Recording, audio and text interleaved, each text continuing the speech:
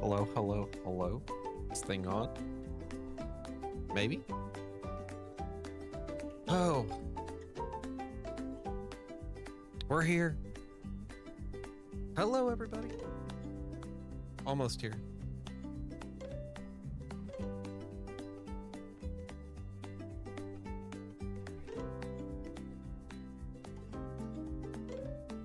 All right.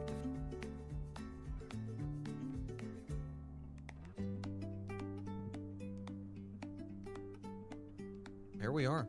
Welcome aboard, my friends. It is Friday. Thank God. I am as unprepared as you could possibly be getting this stuff situated. All the factors against me today, but it is Friday.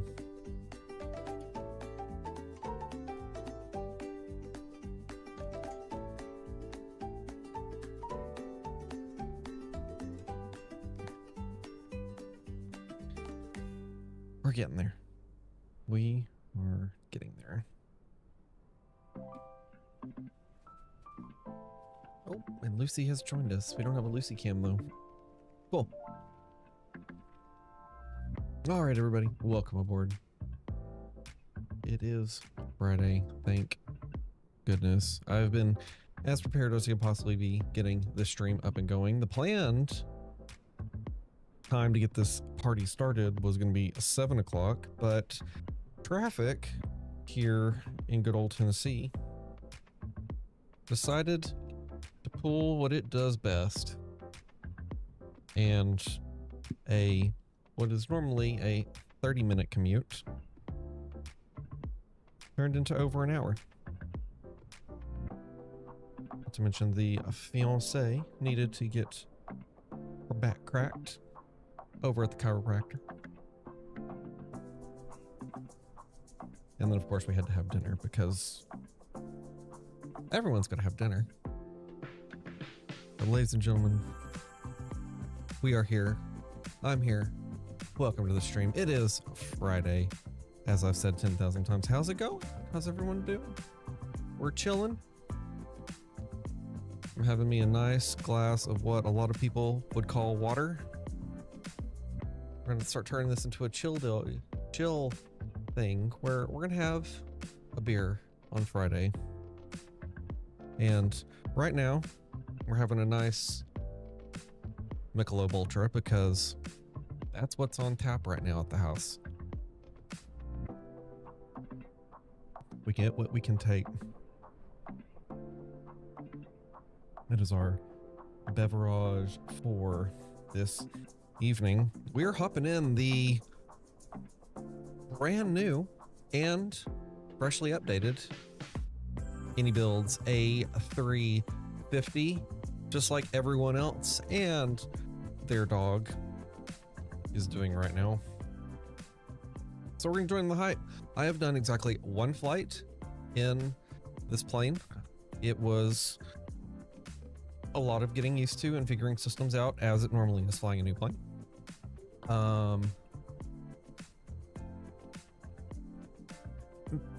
The flight was good, so did a simple flight, short flight, went from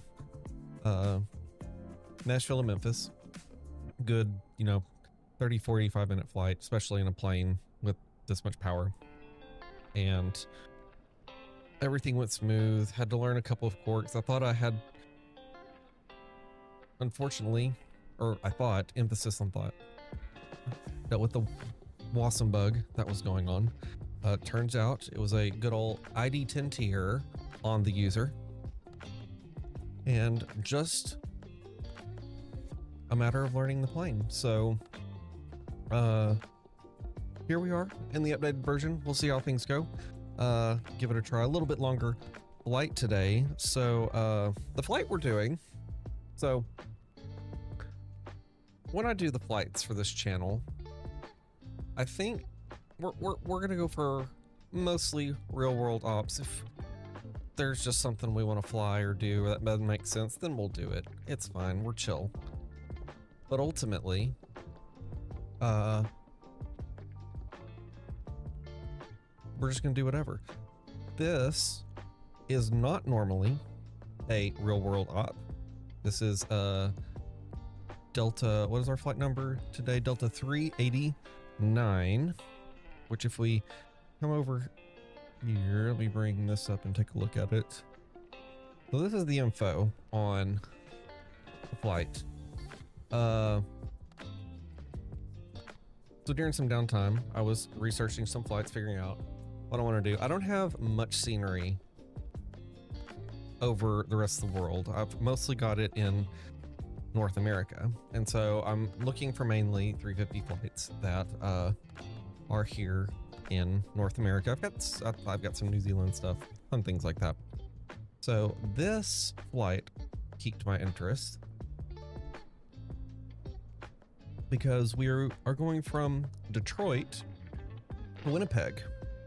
And I kind of thought about it for a second. I'm like, well, for that size of a flight, or if we come over here and take a look, you know, here's Detroit down here. Oh, it looks like we're gonna have some weather in Detroit too. We'll take a look at that in a second. So took a look, here we are in Detroit. Here's Winnipeg. It's not that long of a flight. As a matter of fact, the flight time for this particular flight total was 3 hours and 52 minutes.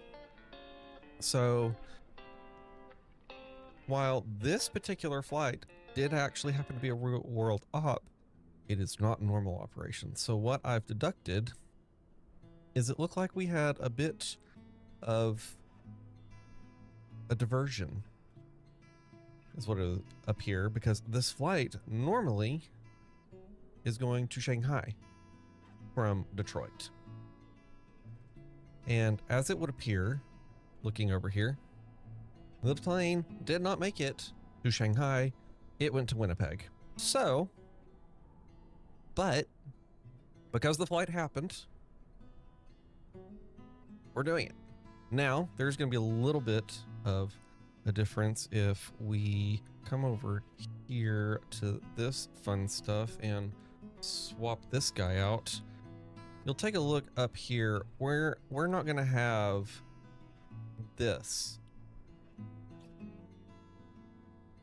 fun thing where we have the curve, because obviously that is the diversion that occurred. So we're not going to be doing that. We're going to have a bit of a normal flight, and we'll get that planned out here in just a few moments as we get things situated. So that's the plan for tonight. We are in the 900 variant, if you haven't noticed from the title, the description, all that fun stuff. So here we are. As we stream, if you do happen to join, let me know how things feel. I am working off of a totally new setup here. More things we can get into in the stream, but I have done some streaming in the past on a different channel. Decided to take a bit of a different direction and launch the Tennessee Texan. And since that time of making that switch, just overall changes to the setup and getting things situated. Part of the reason why we were late today, because getting things that were set up for one channel switched over to the other channel that I thought had been done, but hadn't gotten taken care of, because there's just so many things when you decide to just completely pivot and go a different direction. So here we are. Cheers, everyone. Welcome aboard. Happy Friday. Let's see what kind of trouble we can get into. So let's hop into the cockpit here. Let's minimize these down for a bit. We'll keep that up, and let's hop in to... Oh no, am I gonna have to... Those silly gooses. Oh, it'd help if I press the right button. LOL. All right, here we go. We are in the flight deck of our beautiful A359 from iniBuilds.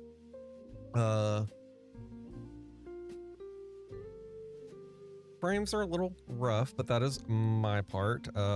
My current setup is a single PC setup, so this airport and this plane and also OBS chugging along in the background and running the stream, we're sitting about 40 frames per second. We can expect that to go up as we head up into the air. Let's turn that down just a bit.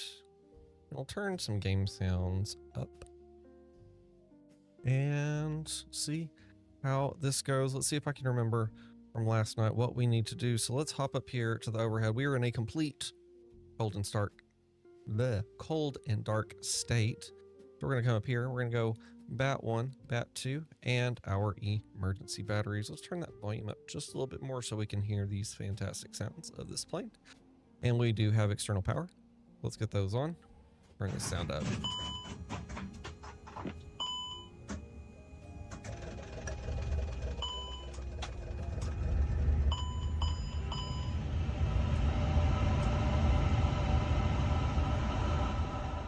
Oh, that sounds good. That sounds fantastic. Awesome. All right, let's take care of a few other things while we're up here. Let's get our ADIRs set to align. Let's come here, turn our ground control on. Cruise supply can come on. Switch out over the cap and PERS. What else can we do here? Strobe is set to auto. That's fine. Nav is already set. Logo light is set to auto. Let's go ahead and kick that up. Here is a fun thing that I've learned. If you're like me and are struggling with the click points of the switches, I finally figured out the secret sauce, if you will, of the switches. What you're going to do is in this particular view, you're going to want to click up here at the base of the switch when you want to flip things down, and you want to click the top of the switch when you want to flip it up. That might be a known anything, and I just might not be familiar with that yet, but that's a fun little trick I found out that once I figured it out, it made things a little bit easier to navigate. So yeah. All right, so logo light, all this is fine. Let's go ahead and we'll leave the seatbelt signs off for now. Let's zoom that guy in so I can see. No smoking. Let's get that turned on. We'll turn the no mobile to auto, and let's get our emergency lights armed. Everything else is good. Let's slip back up to this view, and I think for now we are set up here. Fantastic. All right. So we are real world aligning. Let's go ahead and pull that info and do a little bit of cheaty, but that's perfectly fine because this is a fake plane. All right, come down here to the EFB. Let's see if I can remember this. We want to go to flight ops and do a sim brief import. And there we go. DTW to Winnipeg. Fantastic. So from there, let's go to our load sheet now. We might try this with the update now that we're here. Hopefully we don't completely mess the plane up. This is supposed to have full GSX integration. So let's go sim brief import. And there's our zero fuel weight. There's our fuel. Fantastic. Let me make sure this matches 374427, 374427. Okay. If I go to GSX here now, let's see if GSX, nope, GSX is still not playing well. Let's go and see if we can restart. Oop, don't mind that. Let's restart that and see if we can get GSX up and going. If not, all good. We will just proceed on without it.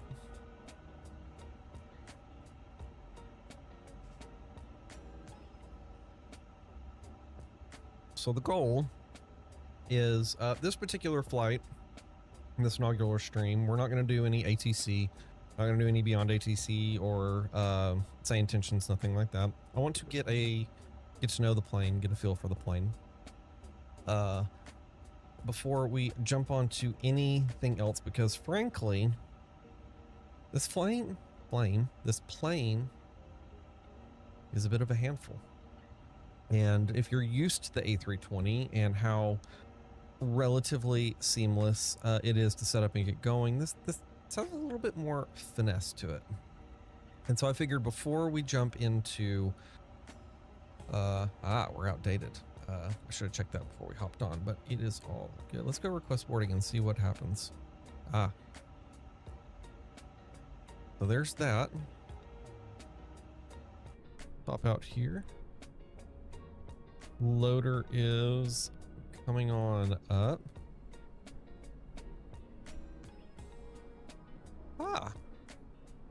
We are connected to the right door. Perfect. So let's come in here and we're gonna wait on the tug for now. And let's see what happens. Let's just hop out here and watch this.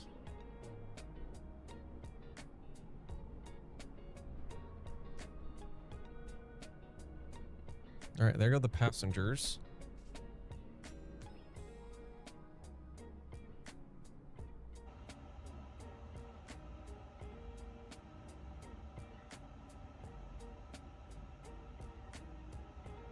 All right, so we're showing 324. Is that our... No, the 286 is our passenger count. So it might be right now. SimBrief is just going for the views.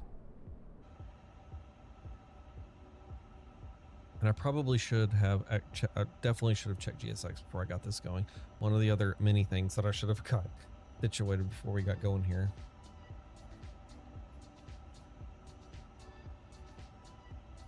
All right, it did say it was loading passengers, but I'm not so sure about that. Our let's switch it to this view out here.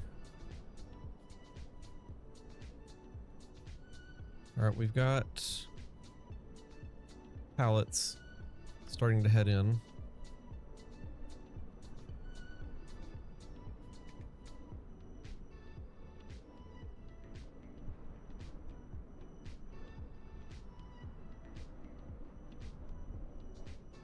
Let's see what happens when that enters. Do we have anything yet? Wrong button.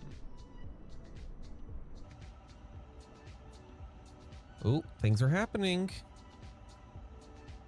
All right, cool.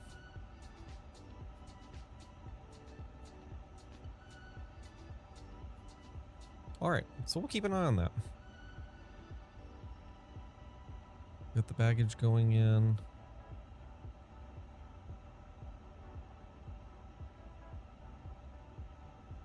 Cool.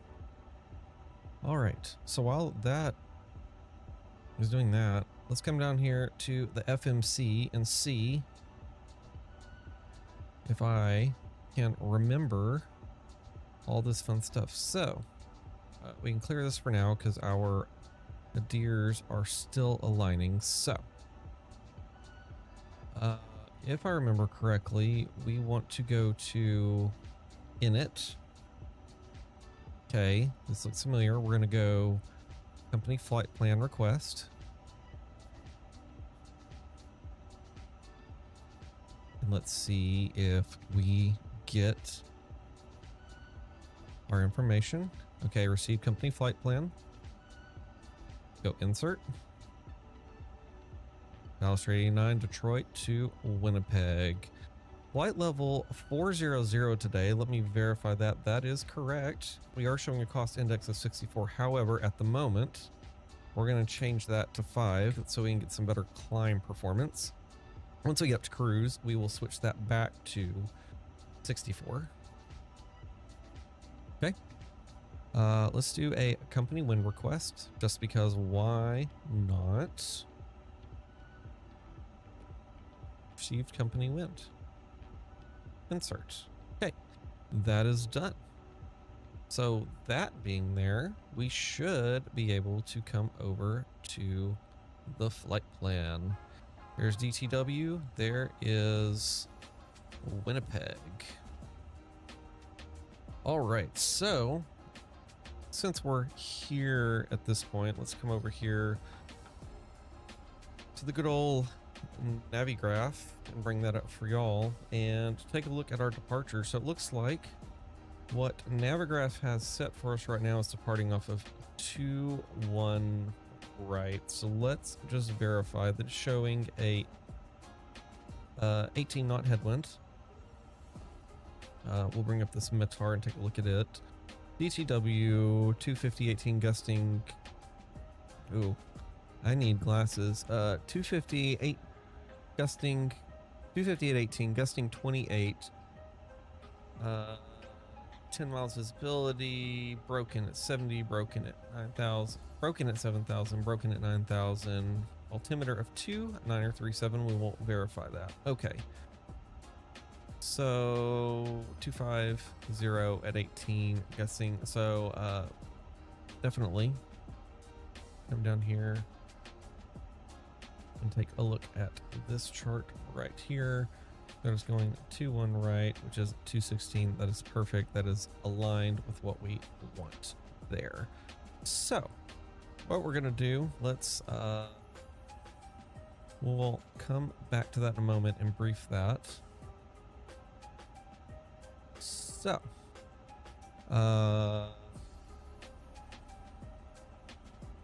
this has us, we're gonna go 2-1 right. This has us taking the MiGi 3 departure with the slap transition. So let's come down here to DTW.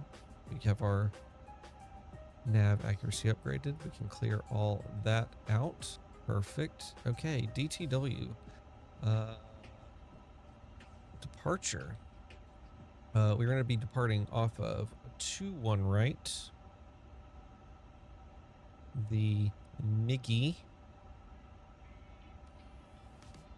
I drag that. No, I think we're gonna have to come down here to, where is it? Where is it? Ah, there it is.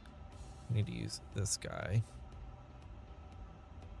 The MiGi 3 departure with the, what did I say? The slab transition. So there's that. Let's reset that view. Oops.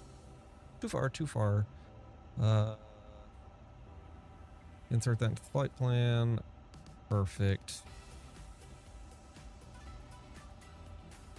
All right, so I'm just gonna verify this real quick. We're gonna come straight off and immediately intercept to forwards, then Corv, then Vesa, then Jaxi, then Wiggy. So MiGi, excuse me, not Wiggy. All right, so that all looks good. All right, we are not flying online. So that being said, let's go ahead and head over here to Winnipeg. We'll bring this back up so y'all can see what I'm doing here and take a look. So right now, based off the information we have, Navigraph and SimBrief of us landing runway 36.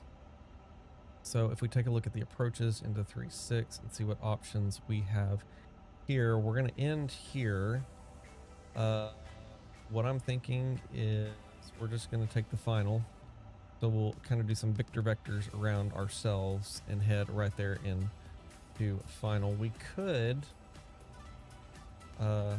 take the RNAV Z, and since we're not on any sort of ATC, kind of delete this last waypoint and go straight from Hezda to the RNAV Zulu. But I think for the sake of just some little Victor vectors, we're going to take the ILS 36 on final. So that should work out well. So we come back here to our flight plan. Go to our arrival. We're going to be doing, what did I say, 36. And we're going to doing the NORAC. I know, ILS 36. Yes, please. We're going to be doing that via the NORAC 5 approach. There we are. With the GoBit transition. And no VIA because we will be on final. So let's import that in and accept. So now if we come down here and take a look at our flight plan, we should have one disco from Decta to Noxum, and that is correct. So we will do some vectors there. Perfect. All right. So one thing. Does this take me back to the top? What I would like. All right, get off that. We don't need that. Clicked it again. All right.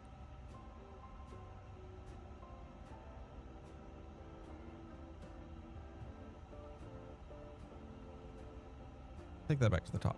Perfect. We are good to go there. So now from there, we're going to go to our perf page and have that set there. Let's go back to our EFB and see how things are going.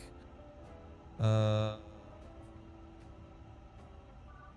working on it. We're working on it. We got 171 passengers loaded at this point. That doesn't quite line up. This says we have 2, 5, 15, 19. That does not equal 107. So probably maybe at the end of this, we're going to go ahead and hit the set zero fuel weight, set fuel. Actually, as a matter of fact, for the fact that we're here, let's just go ahead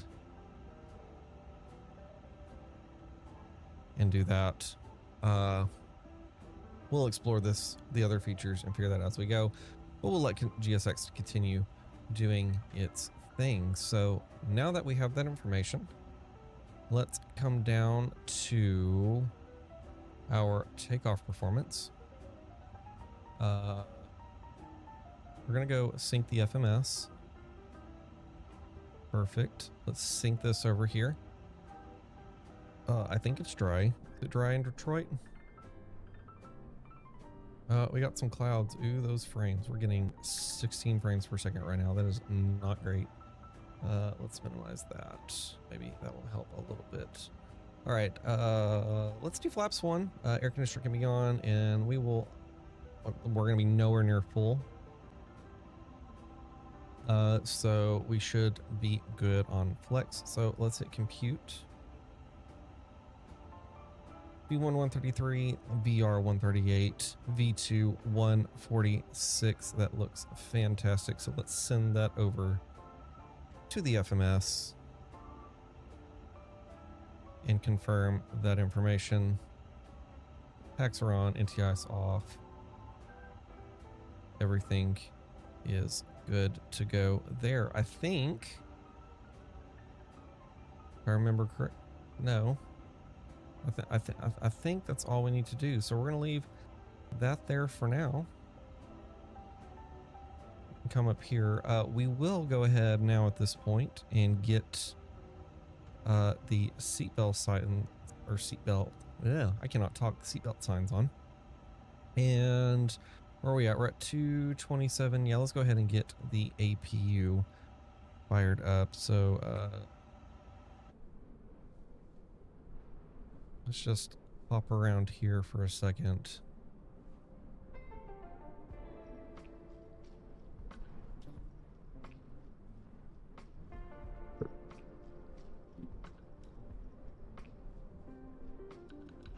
Come back up. Get this guy going. Turn these sounds up. Actually, give it a second. It's going to be kind of jolting for a second.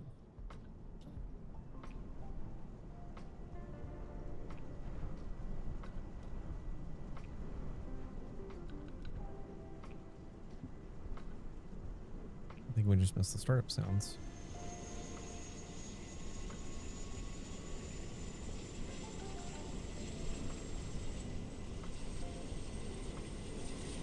There we go.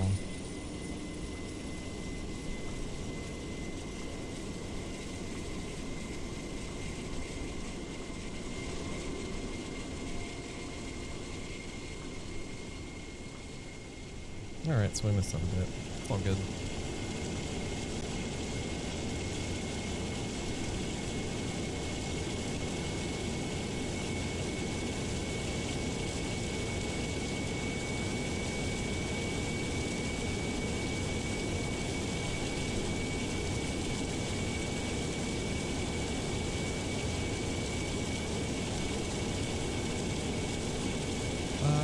Why did that not work? That was 25 minutes ago.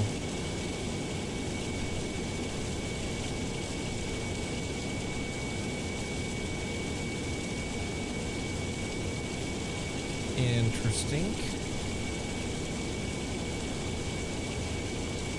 Caroline Prince with a subscribe. Welcome aboard, my friend. So it looks like I still need to figure out the alerts. Let's turn that guy down.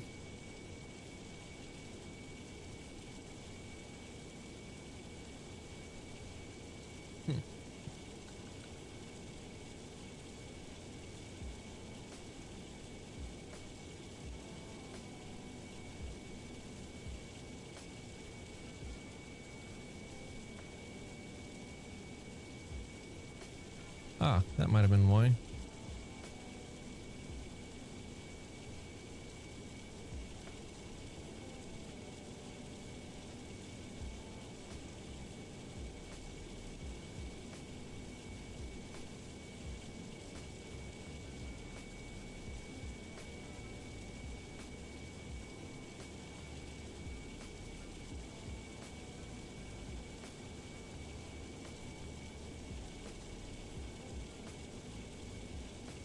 All right, we'll have to look into that. Just add that to the list of things. But Caroline Prince, welcome to the stream.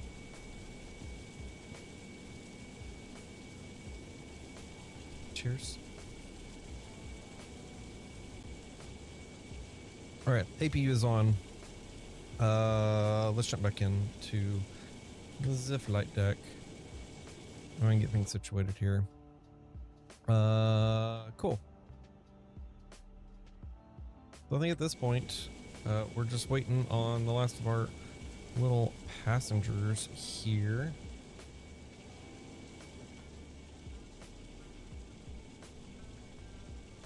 Gonna make everyone motion sick.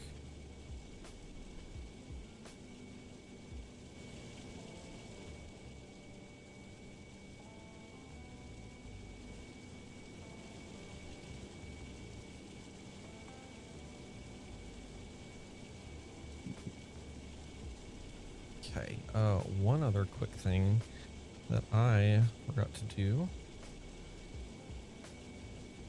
is we need to get this up and going. We are in KDTW, and we're going to CYWG. Yep. We are Delta 389.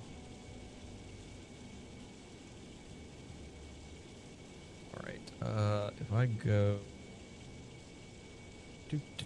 where are you?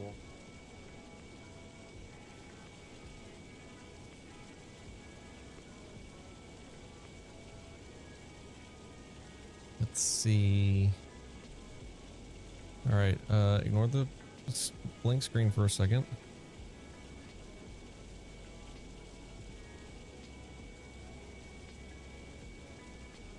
We're getting there. Just 1 second. Let's do that. And there we go. All right. That back there. All right. Sorry about that. First day on the job, folks. First day on the job.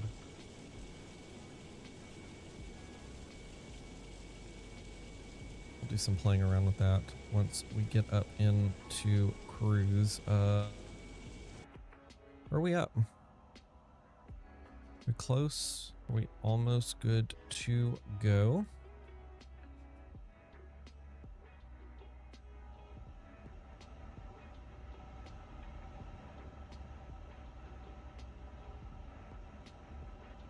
I think we're loaded.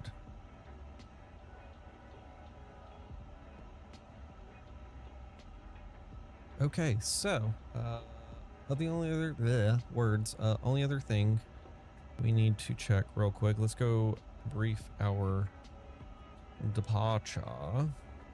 Nope, wrong button.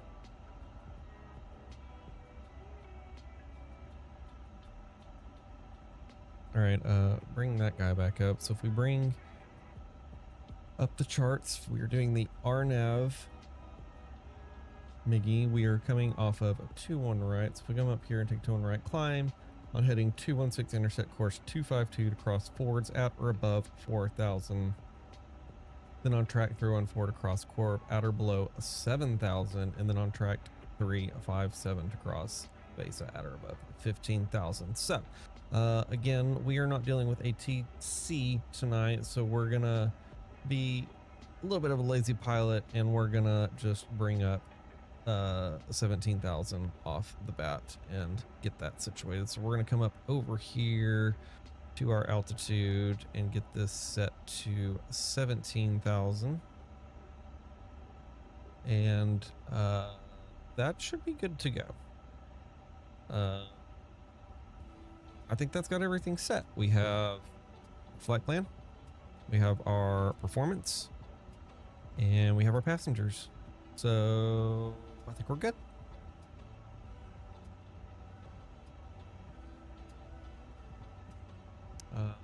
So we are done with that for now. Cool. Let's do some situating up here. Let me verify. So all that's good to go. Landing performance. Yep, I think we're good to go. So we can head that to the menu. And now what we're going to do is come over here and we're going to click this button and we're going to bring our flight plan right over here. Can we set this to FMS 1.2? No, we cannot.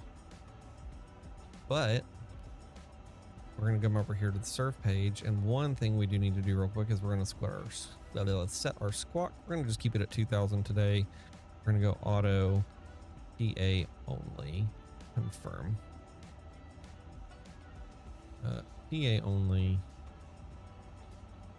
And that should be good to go. Let's see here. There's FCU back up. Sure, we'll have that on FMS too. Awesome. All right. We ready to get out of here? Let's get out of here. Bring up good old GSX and have a pushback and departure. So let me take a look here real quick.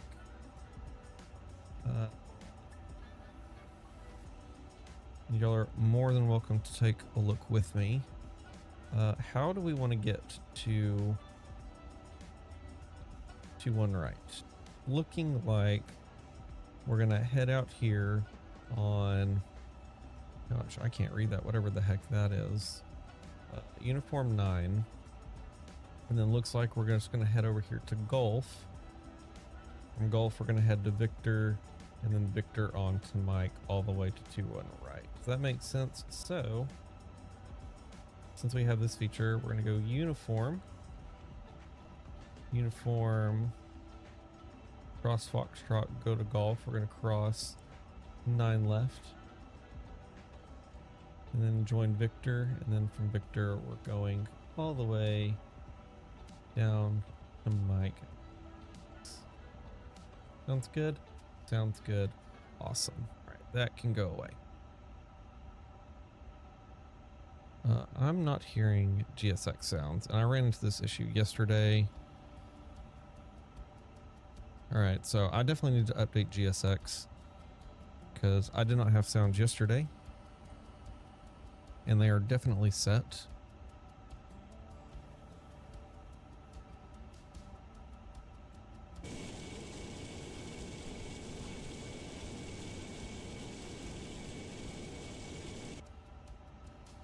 Everything over here is set, so only other thing we're gonna do is we're gonna come up here. I think we're just gonna go straight back.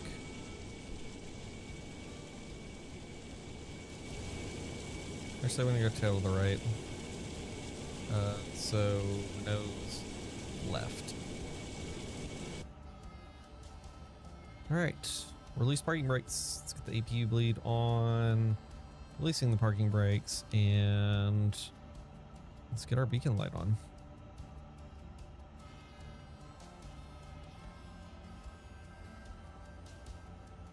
All right, I believe the new SOP for Airbus is you actually start the left engine first, engine 1 first. So we're gonna follow that. Let's pause that guy for a second.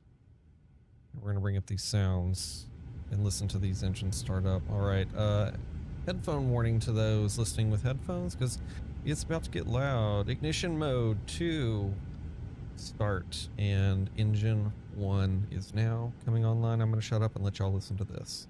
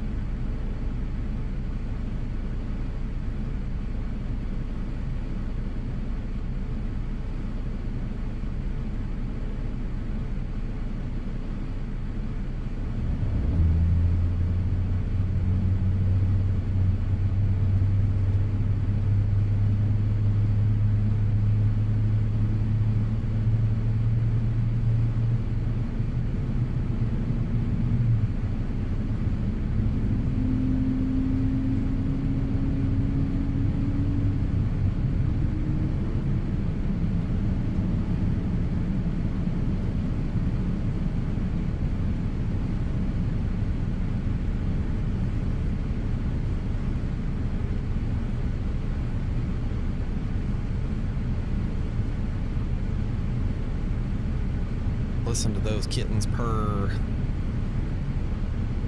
All right, and one last thing. It sounds so good on this plane. Ladies and gentlemen.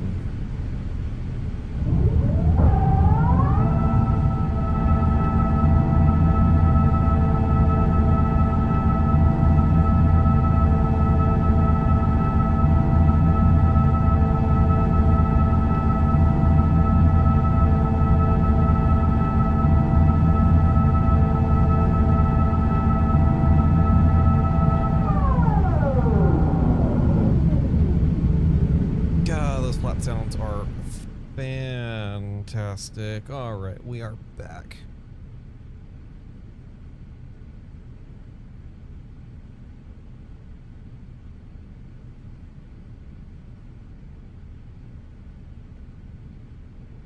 Cool.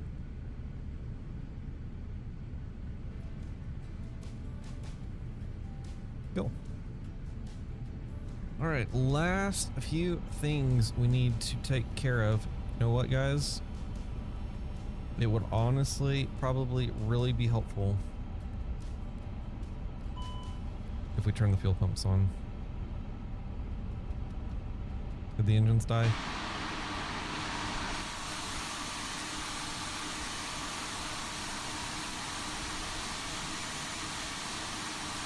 I think we're good.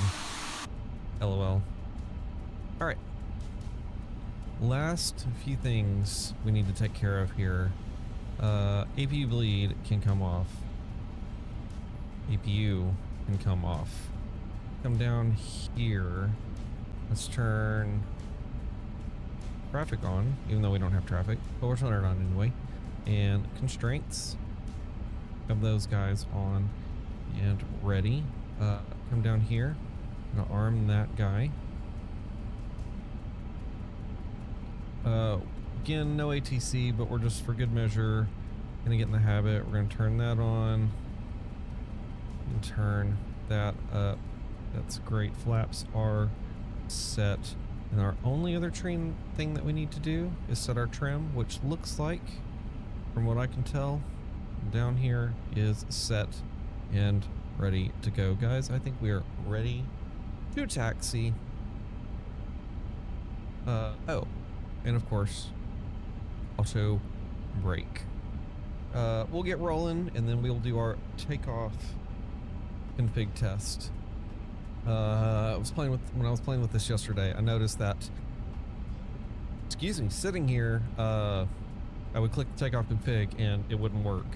And then after I got moving, it worked. So, the engines on this big old plane are so powerful that once I take the brakes off, we should start immediately rolling.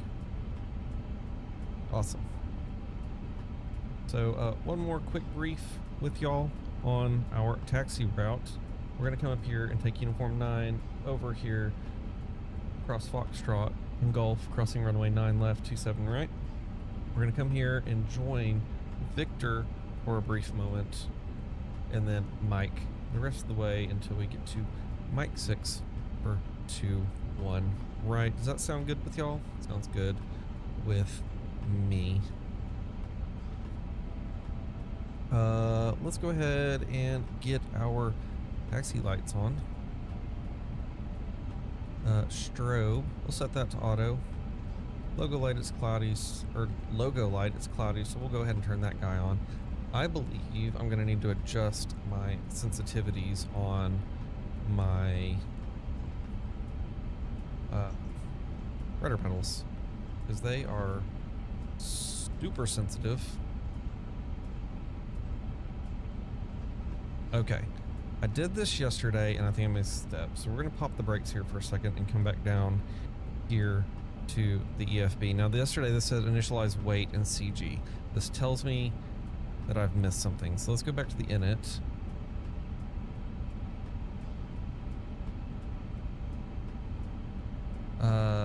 Maybe takeoff perf.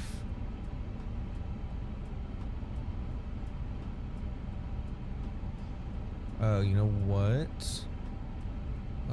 Let's go to the fuel and load page. There we go. I missed this last time. So,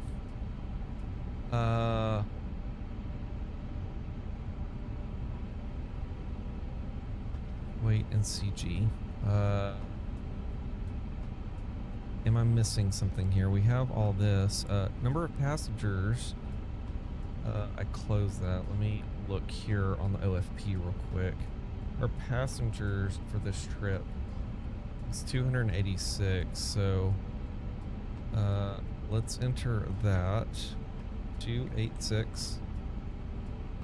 Okay. Initialize weight and CG. What do I need to do for that? Because this tells me I don't have... If this isn't initialized, that tells me that the perf is off. That is correct. All of this is correct. Okay. One moment, friends. I just want to verify. Initial size, weight, PG A359.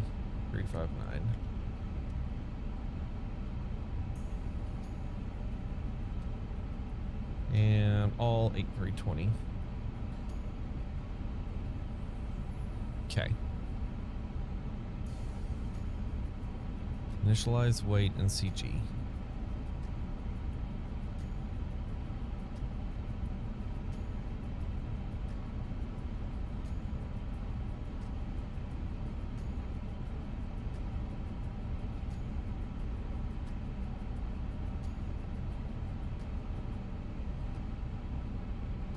I feel like there's just a button I need to press.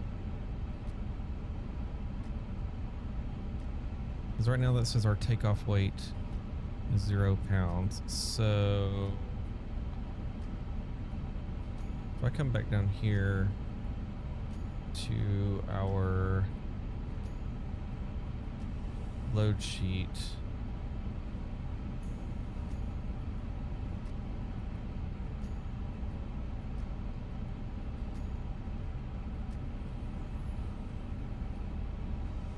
yeah, zero fuel weight, 374.4. So is this something I can just ignore?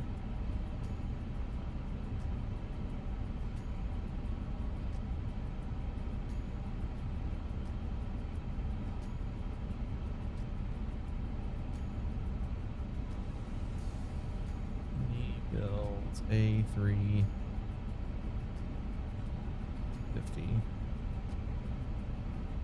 Zero fuel weight center balance. Yes, I know what that is. Okay.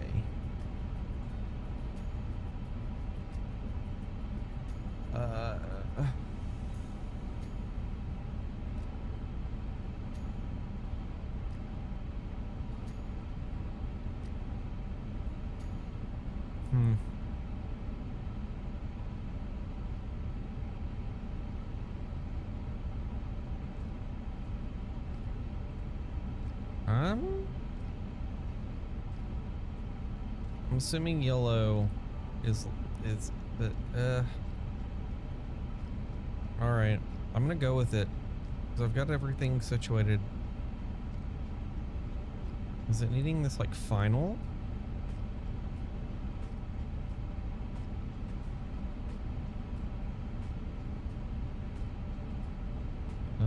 Total.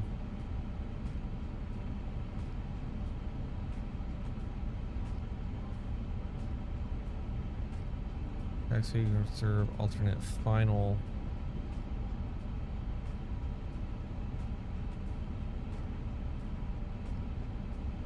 All right. I'm not gonna worry about it. I'm gonna do some research off on my own time to figure that out,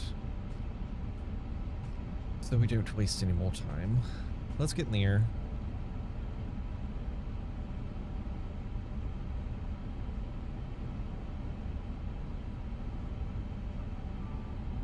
Get a little bit of oomph into those engines.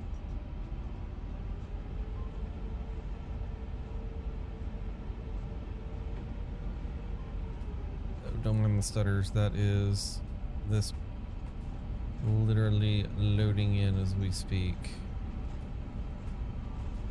So that's cool.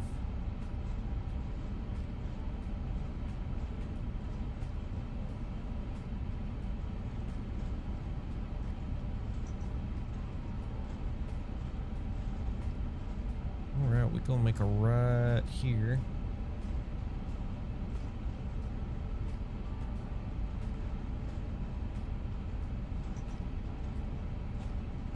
Going a bit fast.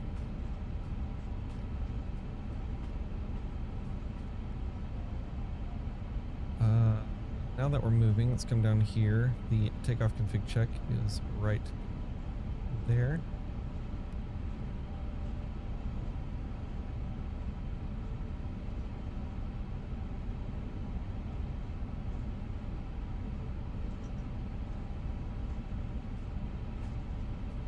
I don't think I'm missing anything. Keep pressing the wrong button.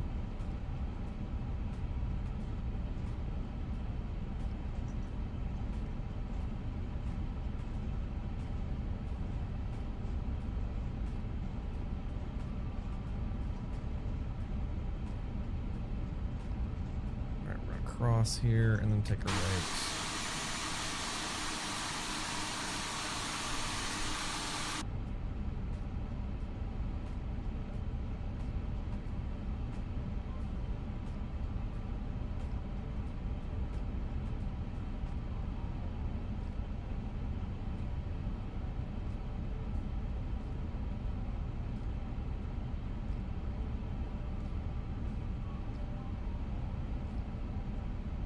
And then a left.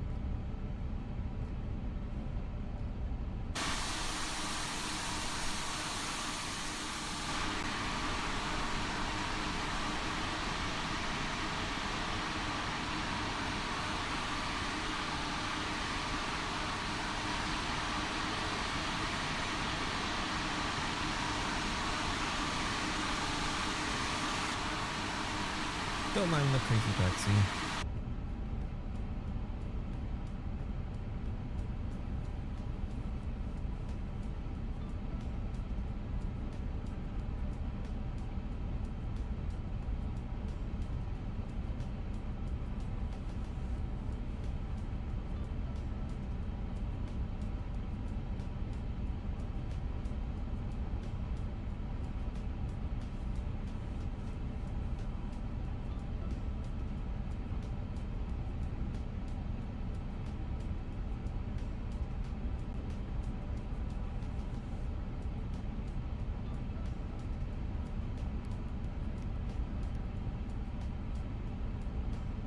So just need to spam it.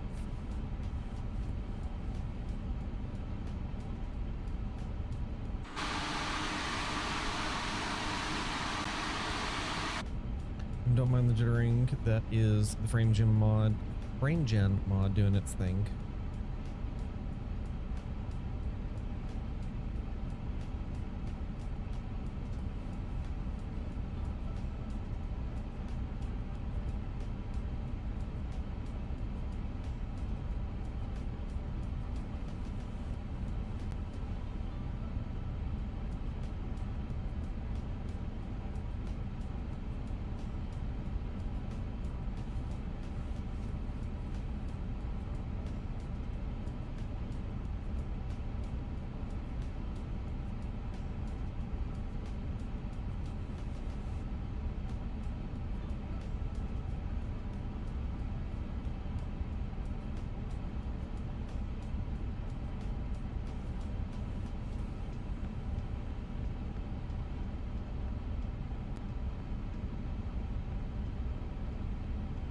All right.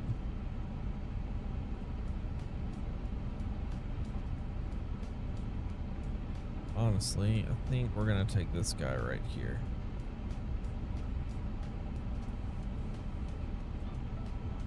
Because we are gonna be light. All right, perfect. We got Yada, we've been cleared for takeoff. Perfect. Let's let everyone in the back know that we're all good to go. Sit your asses down. Strobe lights can come on. All that is set and good to go. Wing lights can come on, landing lights can come on, and nose light can go to take off. I think we are good to go. Ladies and gentlemen, let's line this big old bird up onto the runway. Let's get that zoomed out.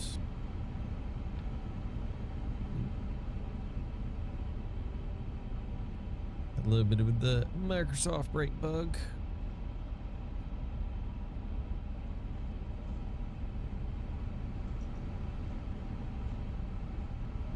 One thing real quick.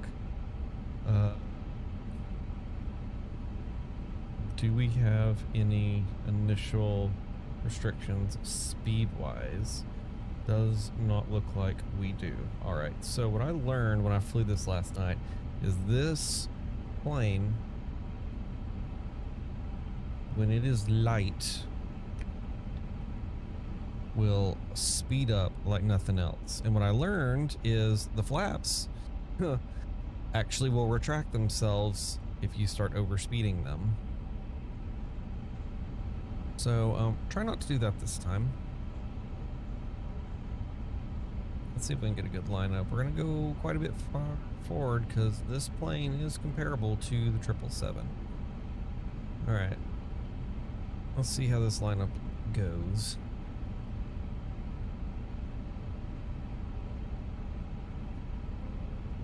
Gonna be right on the money.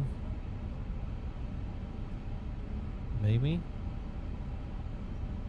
Looky there, I think we're right on the money. Let's take a look at that. Ooh, baby, look at that lineup.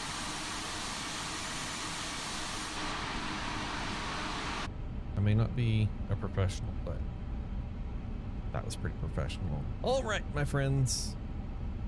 Music's going down. I'm gonna disappear. Let's turn these sounds up and get the heck out of here. We are engines up to 50. Stabilizing. Chrono. And flex. Flex. Runway 44 SRS is green. We missed something. Slight forward down pressure, 80 knots. We are neutral.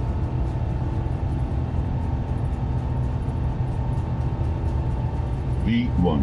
And rotate here. We go gear, positive brake, gear up, volume.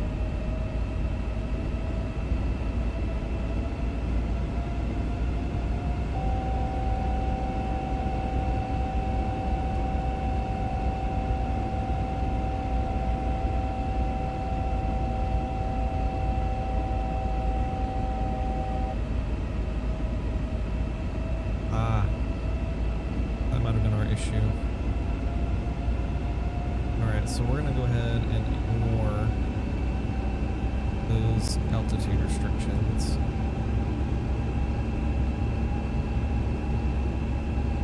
Get going. Off to Canada.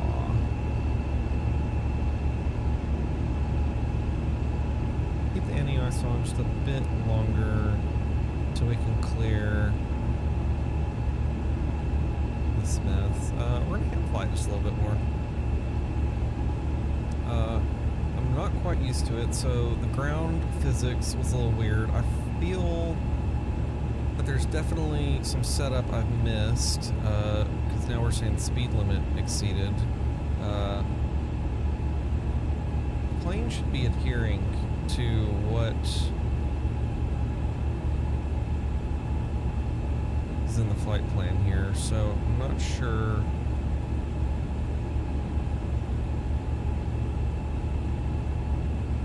What's going on there? All the same.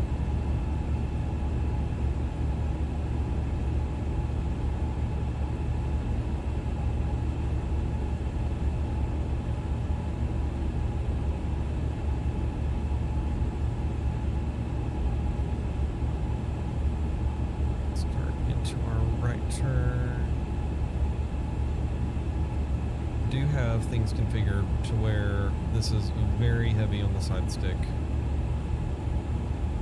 so it definitely takes some movement to get the plane to respond.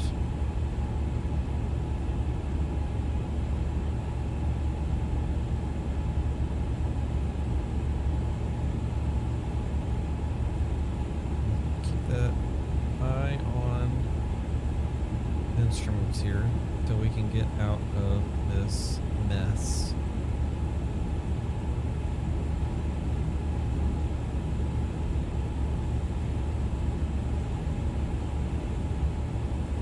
The cleanest turn, but it's all good.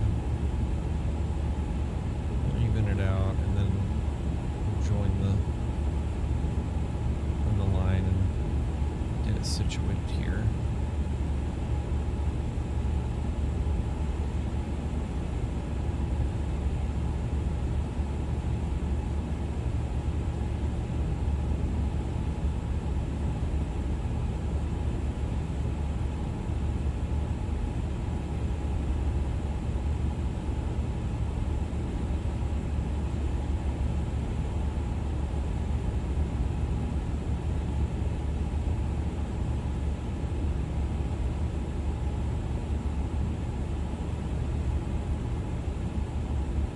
We're about to break out here.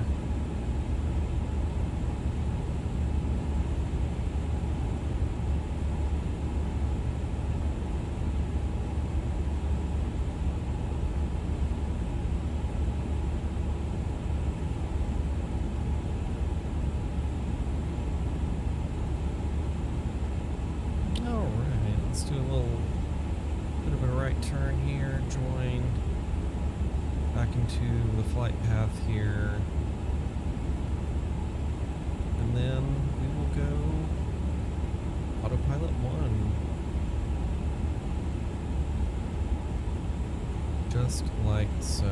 All right, let's get Autopilot 1 and off we go.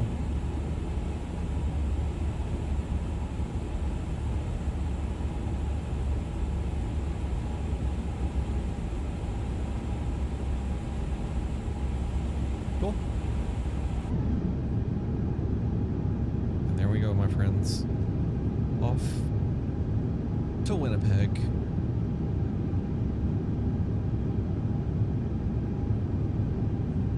If you are interested in the scenery that I am using today, let's see if this works. Boom. Nope, that ain't gonna work.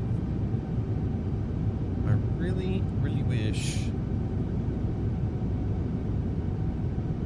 Stream Deck, frames are gonna go up the wall for a second.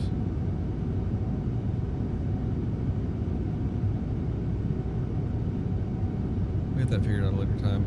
If you are interested in scenery that is being used today, check out the chat.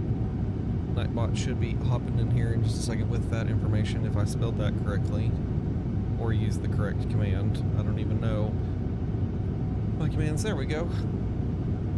We just flew out of the iniBuilds Detroit, fitting for this plane. And then we are headed to the FSimStudios Winnipeg, which does appear to have been updated and is compatible for both 2020 and 2024.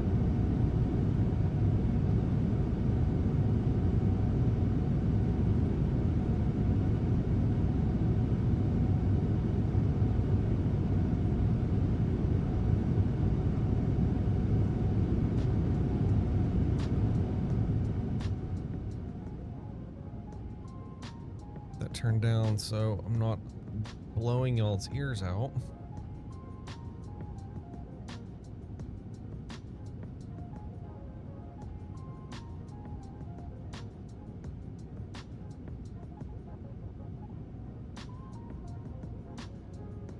I think we're going to adjust these views a little bit. So one of the nice things about this plane is I noticed with other particular planes that the preset views have maybe a couple of useful ones, and then the rest are garbage. This particular plane, they actually, which they're able to because of how all the flight systems in the cockpit are oriented, they had some extra spaces, it seemed, for their set of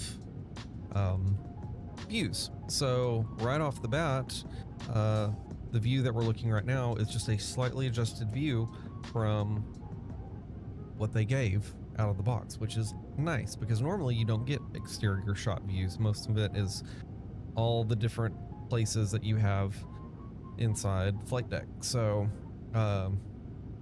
but yeah, they had a wing view, they had the forward views. As a matter of fact, these forward views and wing views are just slightly adjusted from what came out of the box with the plane.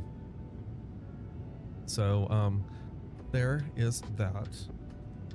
That definitely appreciate about the plane. It's pretty cool. So far, in my fly through yesterday and getting it set up today, there's no issues. It flies great. I'll definitely be interested to see as we, you know, have the plane in our hands for longer. I should probably get us up going to our final flight level. According to SimBrief, is flight level 400. So let's get that guy back up and going. So, but yeah, no issues yet. I know there's been quite a bit of a debate of, you know, with the plane and the, you know, you have the naysayers and we have the people that have no issue. It is what it is.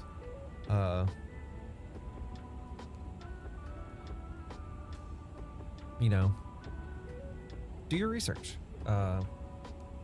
If with what you've read and see what people say, the plane doesn't seem like a fit for you, don't buy it.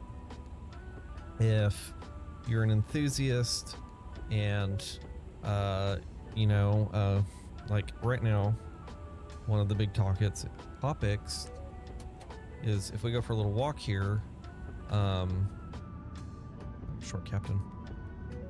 We go for a little walk here. Once we pass past this curtain, you know, we don't have a model interior, and that is for the sole fact that we were on 2020, and it's no secret that this plane was developed with 2024 in mind. But after the not so fantastic launch and current state of 2024, it became evidently clear that a higher percentage of people were still flying in 2020. And anybody you watch, you know, there's debate there. You know, you could go online today, you'll see people going in there who are boasting that 2024 is fantastic right now. On the flip side, you have people that it's not running great for. Again, it also comes down to you fly what works for you. I, at the moment, am in the 2020 gang. only for the sheer fact that it's a stable sim. And the fact that we were able to get this plane, which was originally only going to be 2024, into 2020, so there's still quite a few people that can enjoy this plane, is a great thing. And you know, the debate going on right now of this particular plane within 2020 not being, quote, complete, again, you just got to understand the backstory. So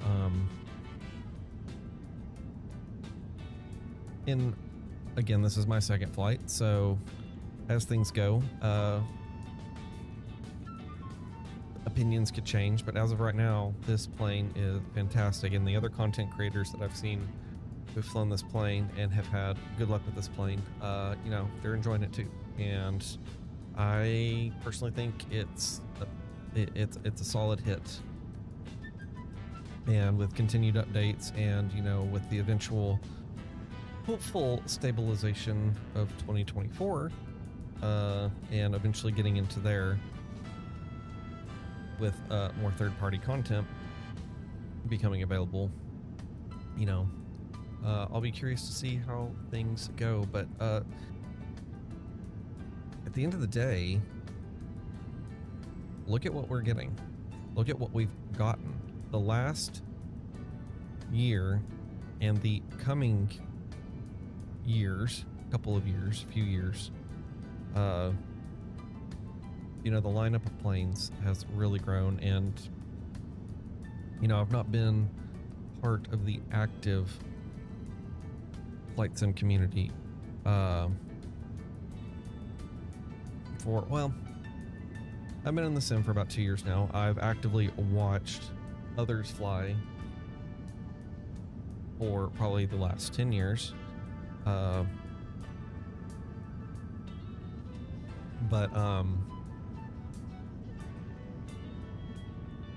you know, coming into it right now with where we're at and what we're seeing, it's I came into the sim at the perfect time, honestly. You know, we've had lots of people, tons of people who've been doing this for years upon years upon years, and you know, you with between X plane and Microsoft, and it's like you get a good plane here and there, a good plane, you know, this good plane comes out, and then like even for the case of Microsoft Flight Simulator, what I understood is the 737 came out from BMDG, the CRJ from Aerosoft, and then eventually the Phoenix, the A320 from Phoenix, and you know, that was the 3 planes you could fly, other than the default planes that you know, don't have great flight physics, flight models, all that fun stuff. So now at this point we have the above mentioned planes. I know the Aerosoft, the CRJ right now is kind of in some shambles, but from what I understand, there's an update in the pipeline, and you know, if they update that, provided it's not an absolute massive failure like other things that Aerosoft has recently done, but you know, we get that update. You know, we got our 777. We've got more 777s to come. The 200 is soon. We've got the freighter. We've got the 300 ER. We've got the Max 8 iFly. That is currently at the top spot for my favorite planes on the sim right now. That plane with the Boris sound pack is just like Jeff's kiss.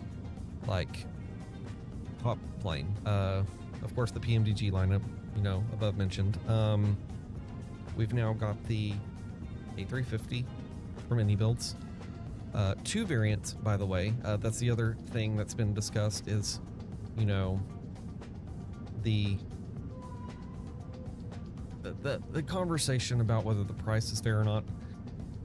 You know, $80 roughly US for 2 planes. considering that the one PMDG 777-300ER was $77 and $77.73 or whatever thing they did, you know, for a single plane, and that the freighter is a additional $50. So we're sitting here with two planes, the 900 and the 1000, and at $80. And not only for one sim, but two sims. Full feature-rich plane, high fidelity within 2024, and a still pretty high fidelity plane within 2020, especially with the time that they had to get this plane going. So that's my thought on it. I think it's a solid hit right now, and I'll be curious to see what more we get with future updates with this plane. And then going on what I was saying a second ago too, you know, we still have planes in the pipeline. Bluebird has their 7.5 and 7.6 in development, and we're on a relatively short path to seeing those within the next little bit. So it will be interesting. Definitely see.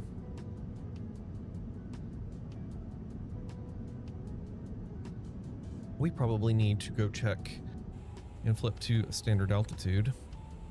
We definitely do. We've blown through that just a bit.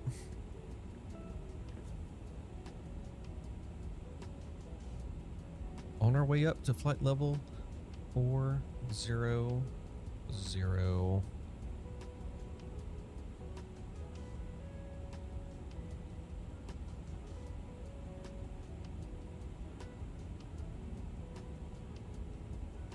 Perfect.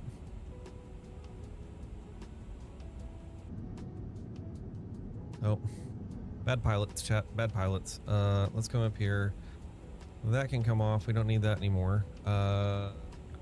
That's good. That's good. Logo light can go to auto because it is daylight. Wing lights can come off. Landing lights can come off. And at this point, passengers are free to move about the cabin, and we can start. That's a decent view. I didn't have that program, but that works out. That works out. Oh, that is a great beverage, my friends.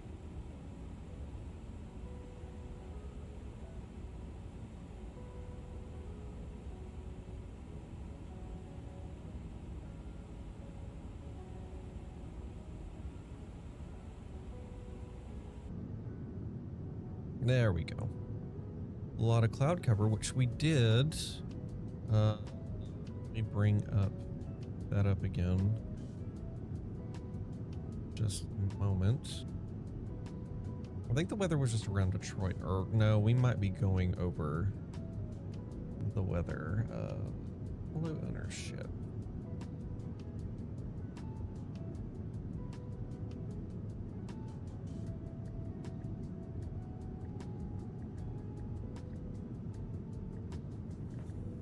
Forget.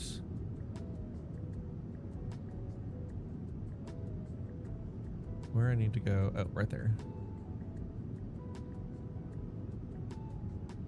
But definitely a little bit of snow here that we are flying over, given all the cloud cover. Let's come over here to... It looks like once we get over more toward into Canada, we're going to be clear for our approach into Winnipeg is what it looks like. Cool. All right, my friends, I'm going to step away for a quick moment. and go for a little bit of a bathroom break. And I will return momentarily. So until then, enjoy the fantastic views of this gorgeous plane. I will be right back.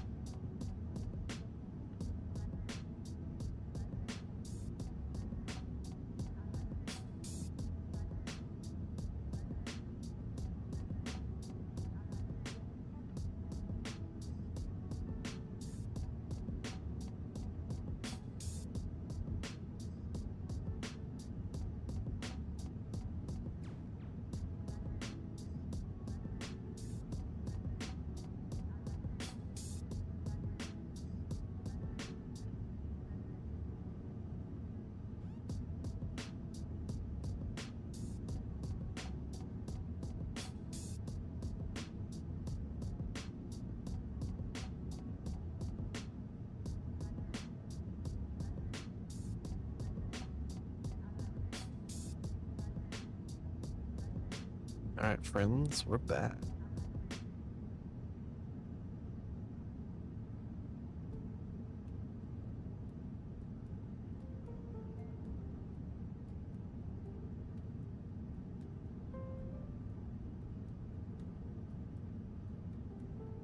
Dang it. I need to add, again, changing everything up and little things we forget. All right, I need to go here. We're gonna add scene, flight data, and lock it. There we go.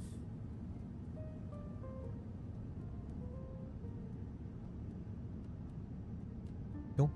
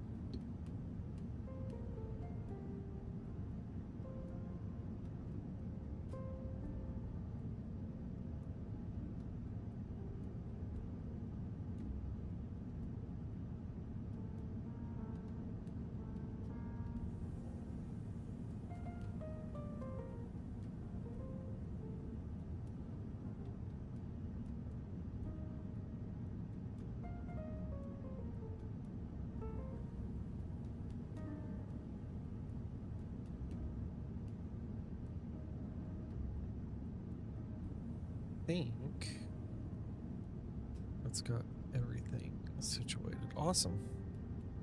All right, we're fully back. Oh.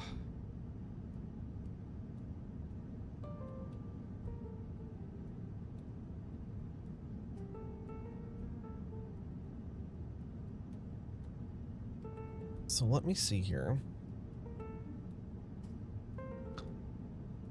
If I have any emails, because as of right now, having a bit of a kerfuffle with a company that we've tried to order something from, has since seemed to have been lost in transit. However, it shows is delivered.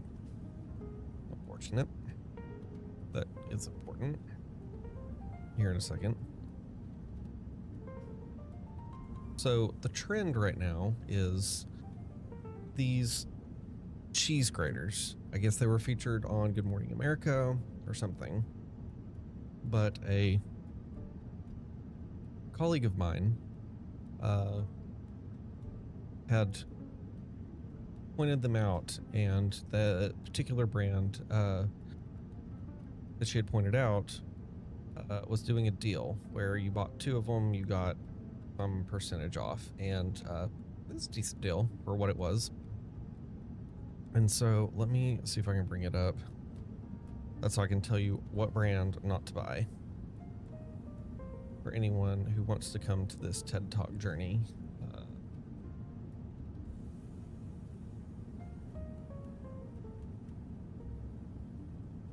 I just butchered that name.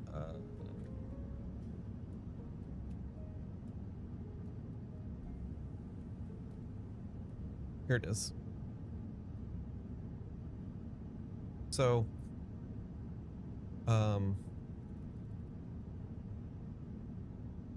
we bring this up. I guess they're called Les d'Affaires. It's French sounding, but it's one of these choppers that has come up. That there's 10. It's pretty much all the same chopper. Let me look at something.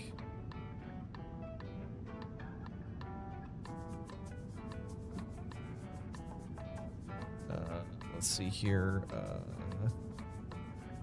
Cheese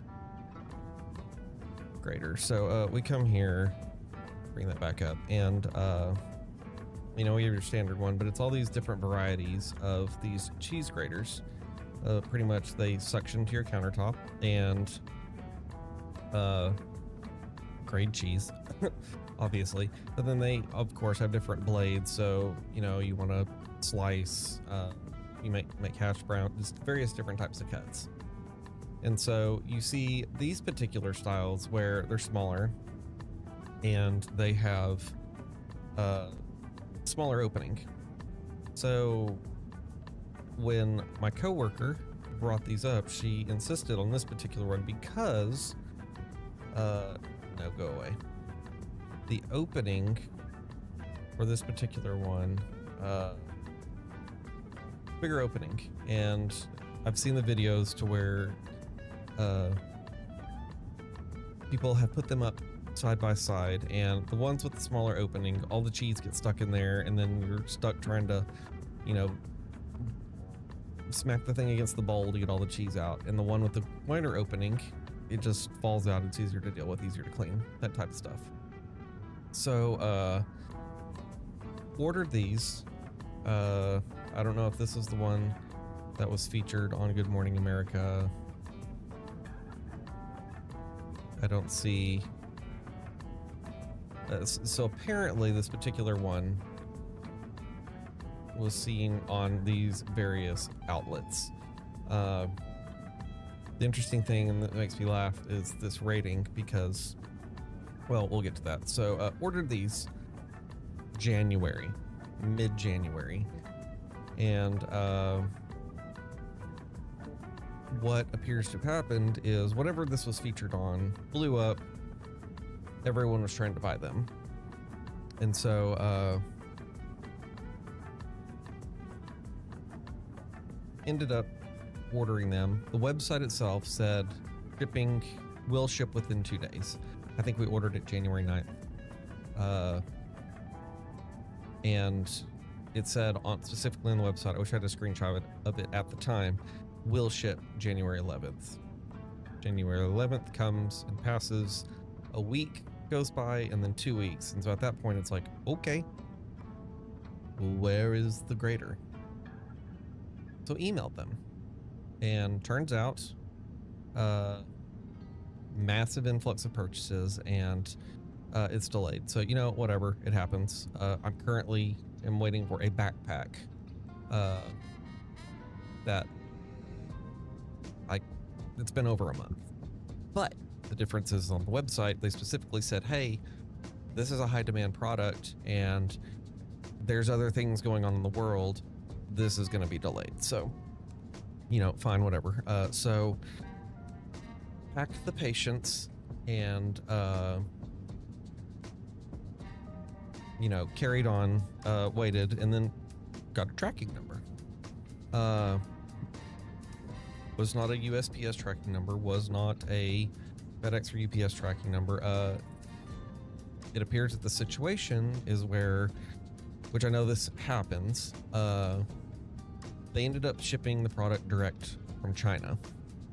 And so, and I understand that happens, especially when you have a high volume product, that when the warehouses within, you know, whatever country you live in, or in, you know, the United States, are empty, that if there's a mass demand of a product, it will ship to you direct from the factory that makes it. So get the shipping number. Don't recognize the tracking service, but I see that it's coming directly from China. So I'm like, okay, you know, coming direct from there, it's not going to necessarily be the same services.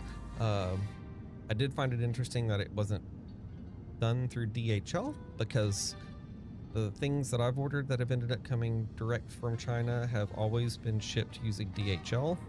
So don't know on that, but whatever.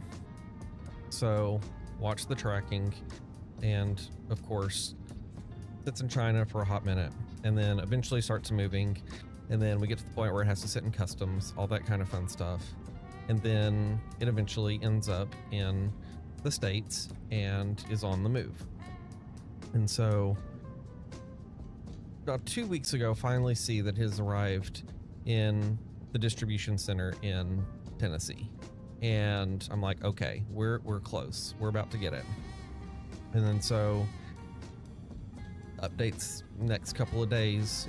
It sits in the Tennessee distribution center for a minute, and then 2 or 3 days later I see movement, and I'm now seeing where it's saying that it is now at the local, or at the USPS facilities, and then eventually to my local post office facility. And so I saw that still showed en route, and I'm like, okay, it's a day or two. Day or two passes, no change. Looks like it's sitting at the post office, and then I notice, I don't know however long passes, probably another day or so, and shows it's delivered. So I go check the front porch. Nothing's there. Our mailbox, you know, we have a standard mailbox, so considering what the package was, probably wasn't going to fit in the mailbox. Went and checked around the garage, because sometimes the way our driveway is, it's relatively small, so instead of coming up to the porch and navigating around the cars, they'll just sometimes set the package, particularly FedEx, will set the package in front of the garage. So went and checked around the garage, nothing. So I'm like, okay, now we're dealing with a situation where it is showing as delivered and there's no package. So at this point, I'm starting to think, and I'm like, we have this tracking service that don't really have never seen, and just because I haven't seen it doesn't mean it's not legit. But you know, the tracking page itself shows as a secure website, but then if you go to the host page itself, it shows that it is a Chinese type of carrier or facilitator to get packages to where they need to go. But the site itself is unsecure. So we have a bit of a red flag there. So as one does, reach out to them, be like, hey, this shows us delivered. We don't have it. What do we need to do? And so, of course, the typical customer service response of, oh, we're so sorry. We apologize for your difficulties. We do see that it is showed as delivered. So, you know, check where your packages normally go. Check your neighbors. Check, you know, all that kind of stuff. And so we have cameras. So check the cameras, made sure we didn't have any porch pirating going on. This was not the case. Reached out to the neighbors. Neighbors hasn't seen anything, hasn't mistakenly received anything. USPS. So we subscribe to the Informer. That, you know, every day if you got a package or mail coming, if you've got mail coming that particular day, it's going to show up in that email for the day. At no point in this process have we gotten notification from USPS that we have a package being delivered on a particular day. And I went back and checked the day that that package was supposedly delivered, and we got no mail that day. And so I thought about it, and I'm like, well, it was a Friday, and you know, the mail, sometimes it doesn't run, whatever. So it's like, we'll give it a couple days, maybe Monday or Tuesday, and maybe we were supposed to get a package and it just hadn't shown up yet. Which, by the way, when that happens,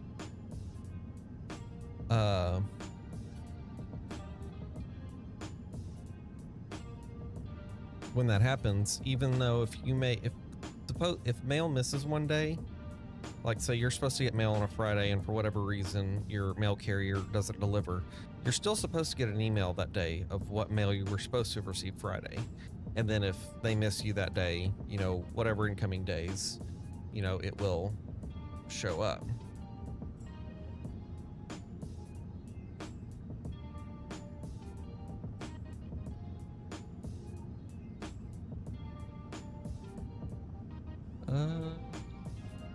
Are we still alive? Maybe? I don't know. We'll keep an eye on that. Hopefully I didn't cut out. Anyway.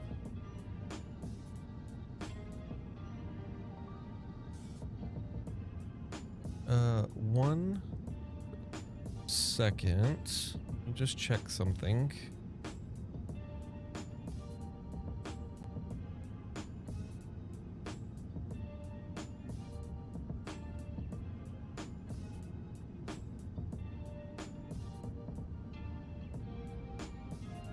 No, we're still good. We're still good.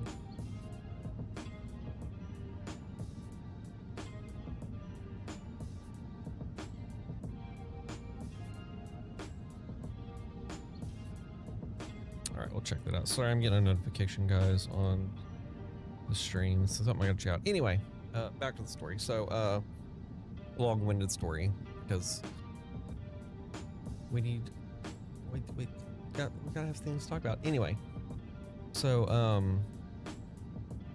gave it a couple days, being like, okay, maybe it'll show up. Doesn't show up, so reached back out to him, and at this point, I'm like, haven't gotten the package. Says it's delivered. Sketchy looking courier service. Supposedly supposed to come through USPS, but didn't. And then I noticed one thing too, that so the website that they're using is powered by Shopify. And so I go and check on the Shopify app, and lo and behold, it's Shopify says ready to ship.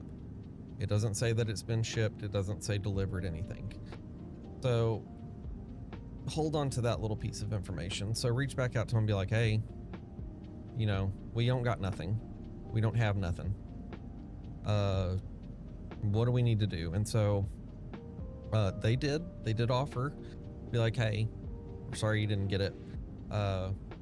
We'll send you, we'll send it to you again. Just confirm your shipping address. It's like, okay.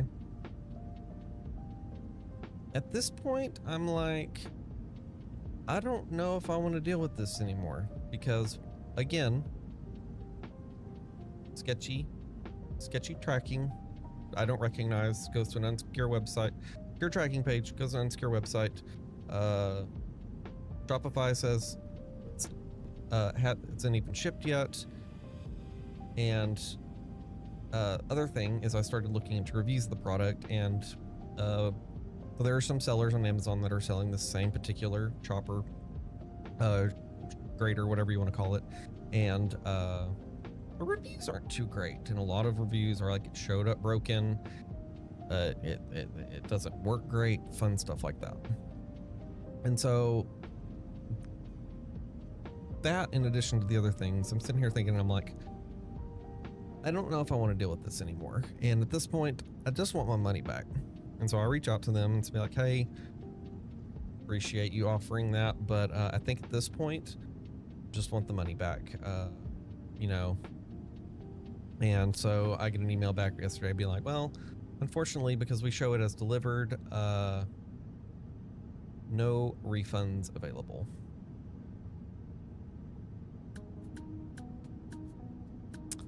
Great. So, wasn't a Karen, but did email them back and be like, you know, it's kind of disappointing. You know, I don't have any way to prove that I'm not being dishonest or honest. Yes, either or, whatever. I don't have the product, being honest, but I don't have a way to prove to them that I'm being specifically honest that I have not received the package, other than I provided them a screenshot of the Shopify view and a screenshot of the sketchy tracking, and I let them know nicely that, you know, I'm having, there's red flags here, and finally asked them to reconsider a refund. So that's where we're at. No email as of right now. One thing I always, they always emailed around, the email times were usually around 7 p.m.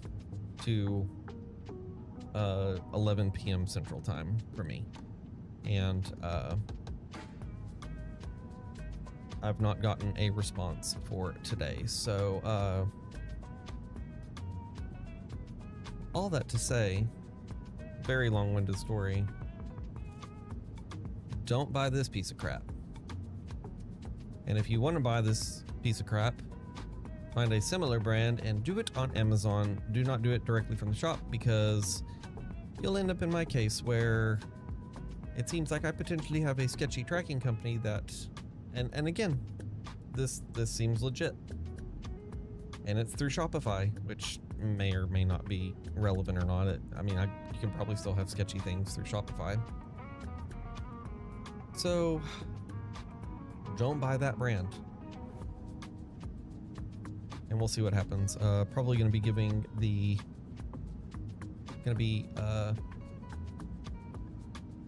given a call. Well, not necessarily a call, but going to be visiting the app of the credit card company and seeing what options we have to go that route, because I'm not paying for a product I didn't get.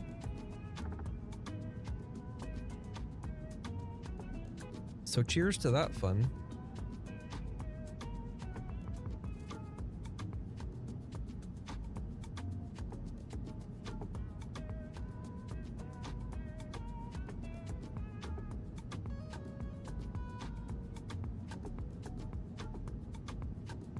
So I'm looking back here. I don't think we have a gate number for Winnipeg, because again,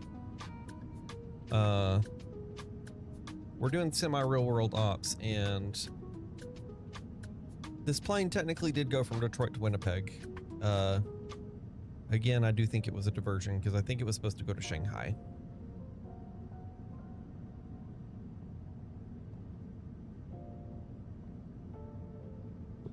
I'm gonna go with a hunch that we had some plane issues, because they took off from Detroit at 10:17 a.m. Eastern,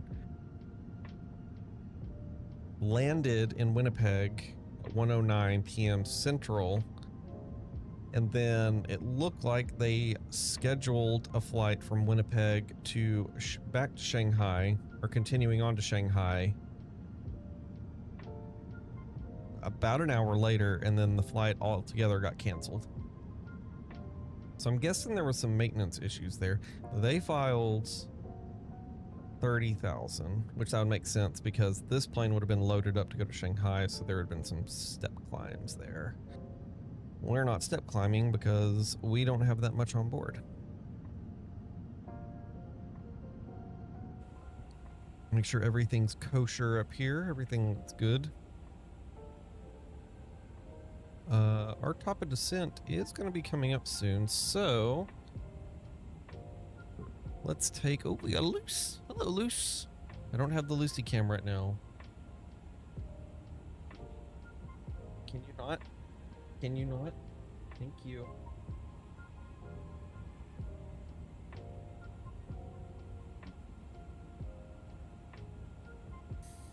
Cool. Don't mind me.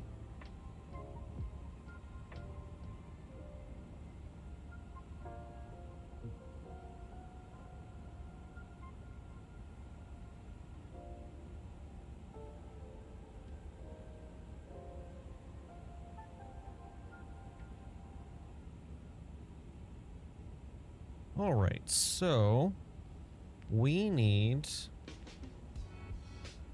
to figure out some data here. If I remember correctly, we need to go to, is it in it? No. Or is it S1 CLB? Okay, oh, that's fine. It is FMS1. Perf. So we're at cruise. We don't have that much longer to go. I never did go back and reset our cost index, which was 64. So let's do that real quick. Get our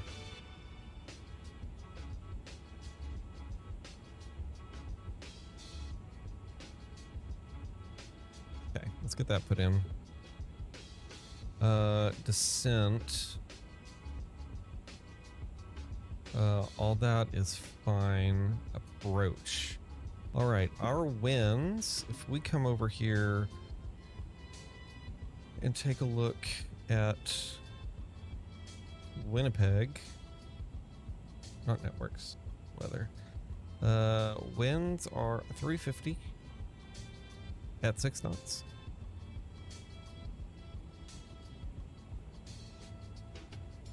So 350. 350.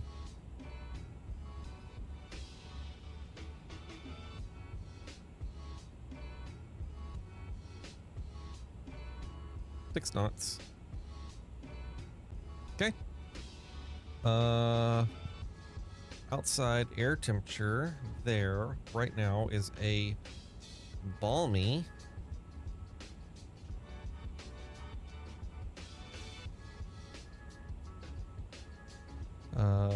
'Let's see, it's not letting me, it doesn't like that, so we're gonna come down here and hit that guy and then turn the keyboard on. What did I say? We are a balmy -18 degrees Celsius. UNH for Winnipeg right now is 30.25. 30.25. Okay, I noticed this yesterday.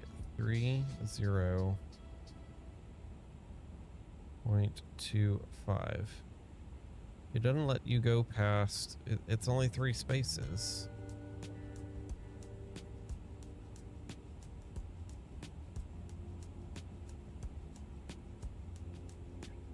All right, so we're going with it.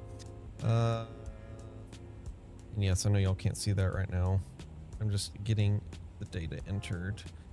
Come over here to our ILS chart. Barrel minimums. 978.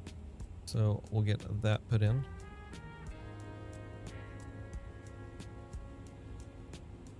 Okay. Transition altitude is flight level 180. And one other thing we will do is we'll go ahead and come up here because this plane allows for us to pre-select this. Weather, again, 3025. So we'll get this pre-selected 43025. Much higher than Detroit, I believe. And I think that will keep. That'll disappear, but I think that will keep. All right. Let's see here. One other quick thing for us to look at.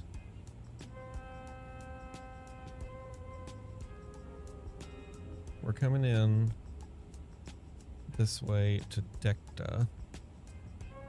And we do have some speed restrictions. PESDA, we have to be at or below.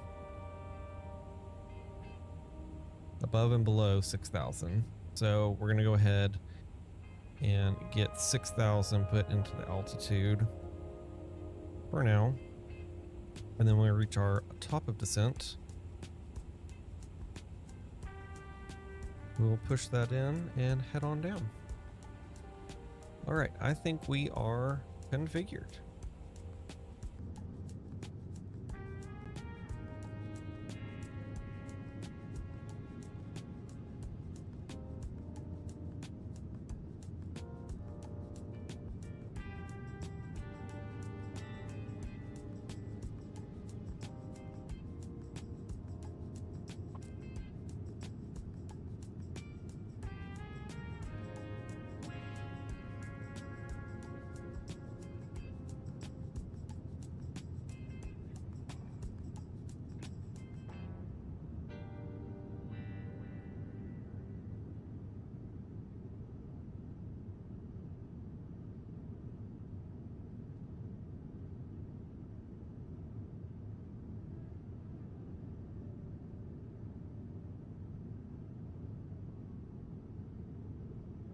So I know our other fun stuff that was happening.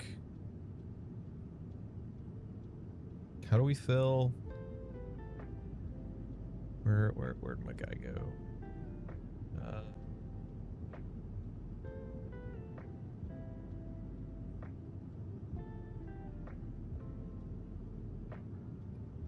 How do we feel about this?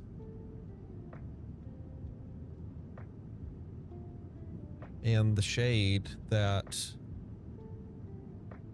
the Phoenix CEO decided to throw towards iniBuilds after their launch of this guy.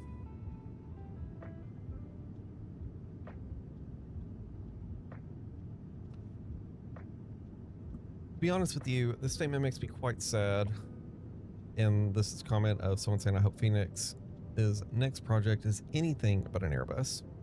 To be honest with you, this statement makes me quite sad. I normally am a little less verbose about this stuff, but I must say I am disappointed today for more than a few reasons, but partly because I know we lined up a 350 for build after the 320. It would have been incredible as a very prominent airline partner offered us both the aircraft to completely 3D scan and an almost unbelievable offer to put an actual Trent XWB on the test bench and run it so we can data dump out to build the most complex XCM module yet. We subsequently canceled it a few years ago after learning of the INI one because we know it'd have taken a few years to get right and we'd have made it to the market a bit after the INI. It proved to be the right but very sad move. I'm starting to recognize marketing is a better spend of effort than just effort. This A350 has 10% of the ECAMs of the real thing. The engine start is fictional and you can see the scripting behind the scenes. I can fly on autopilot with all the ADRs off, and in direct law, the ECAM doesn't talk to systems, so on and so forth. These are not bugs. These are pretty basic system depth things that are inherent and important to an Airbus. I don't know if it's just because people are currently excited, but I feel today and I'm learning the old school way of taking your time to build something and building it real good is not the popular or desired option amongst customers.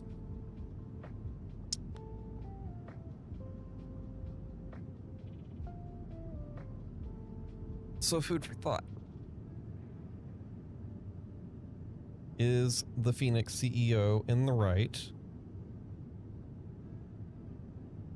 for making this comment publicly right on the launch of, or right on the heels of the launch, or not on the heels, but after the launch of the plane we're flying right now?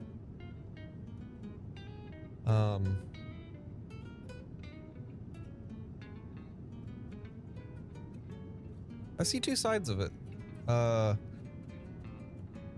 You know, at the beginning of the stream, you know, I'm very much, you know, this is a solid release. This is a good plane. It gives us another fantastic plane to fly. To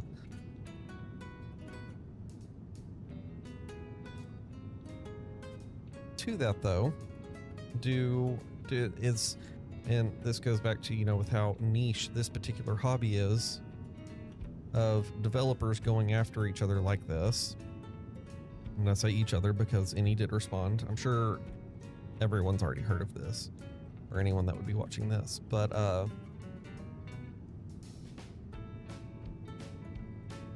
it's interesting. On one hand, you know, Amir is perfectly correct, especially where he says, you know, the old school way of taking your time, build something, and building it real good. You know how long, everyone knows in this community how long it takes Phoenix to get a product out. For God's sake, how long did we wait for Sharklets?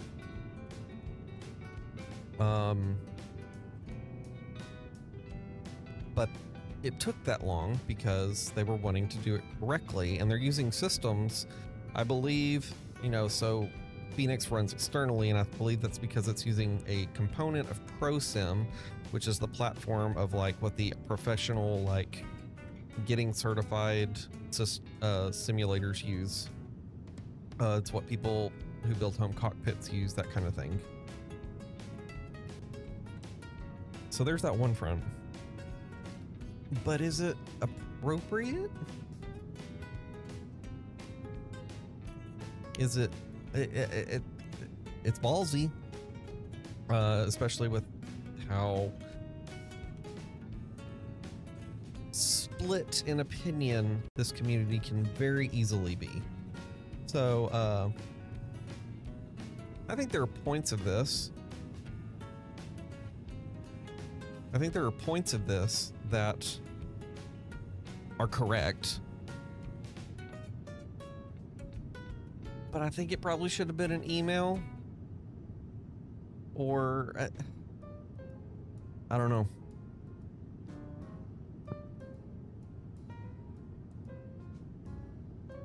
Any responded. We can bring that up.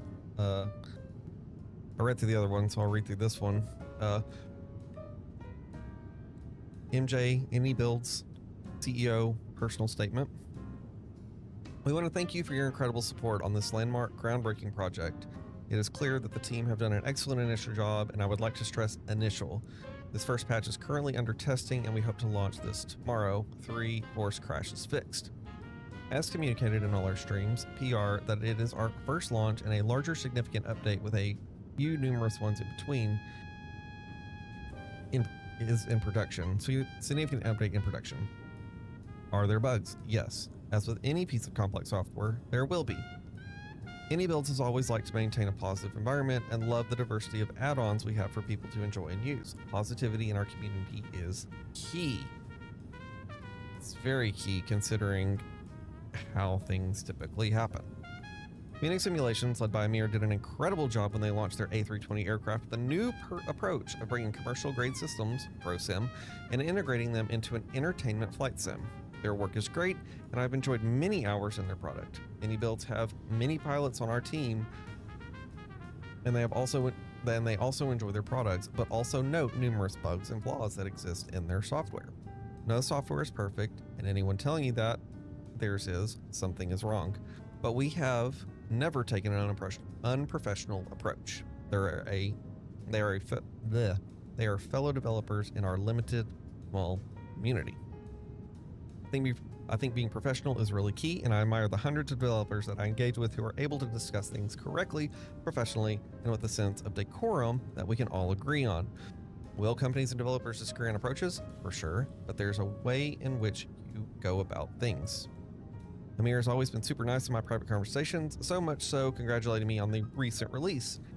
It was a shame to see this descend into an unproductive, unwarranted session of sensational remarks and edge case situations that are currently in resolutions or noted for a patch in our product. It seems that this is not our first time this approach has been taken either. We note that the feedbacks in any case, even though a lot of them are not true, if Amir wishes to have a productive, constructive session on feedback to make the product better, he knows where my DMs are.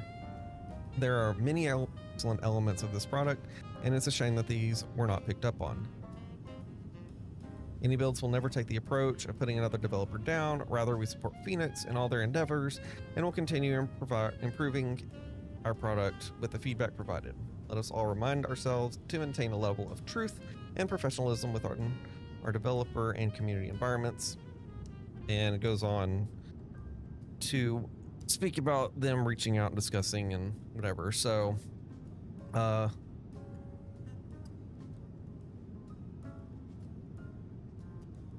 thoughts on the matter. On one front, you know,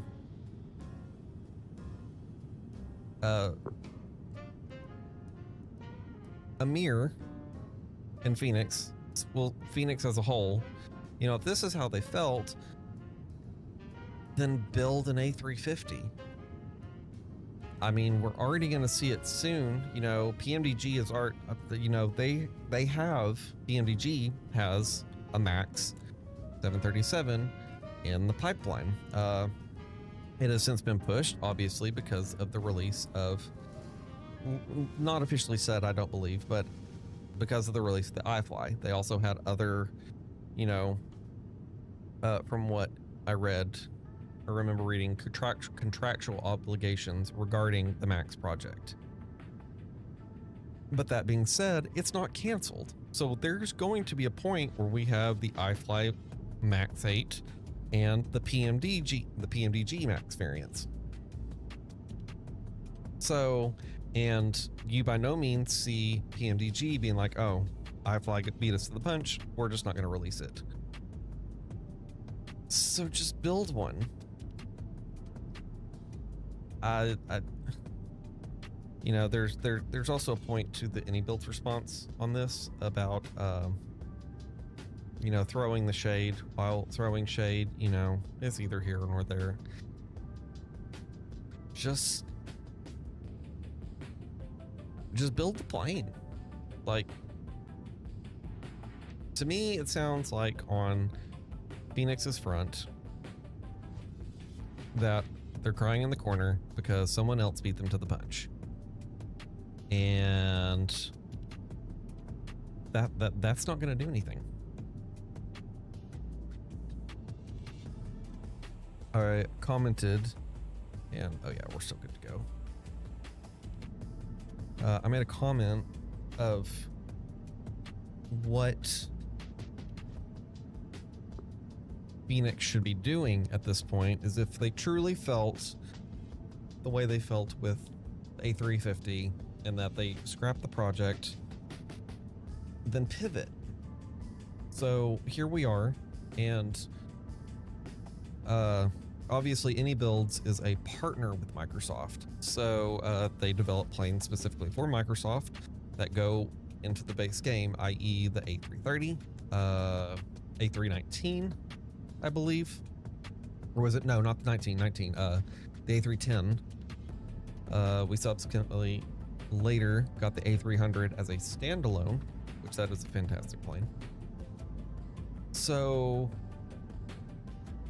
they have that partnership with Microsoft, and for the planes that they are partnering with Microsoft, that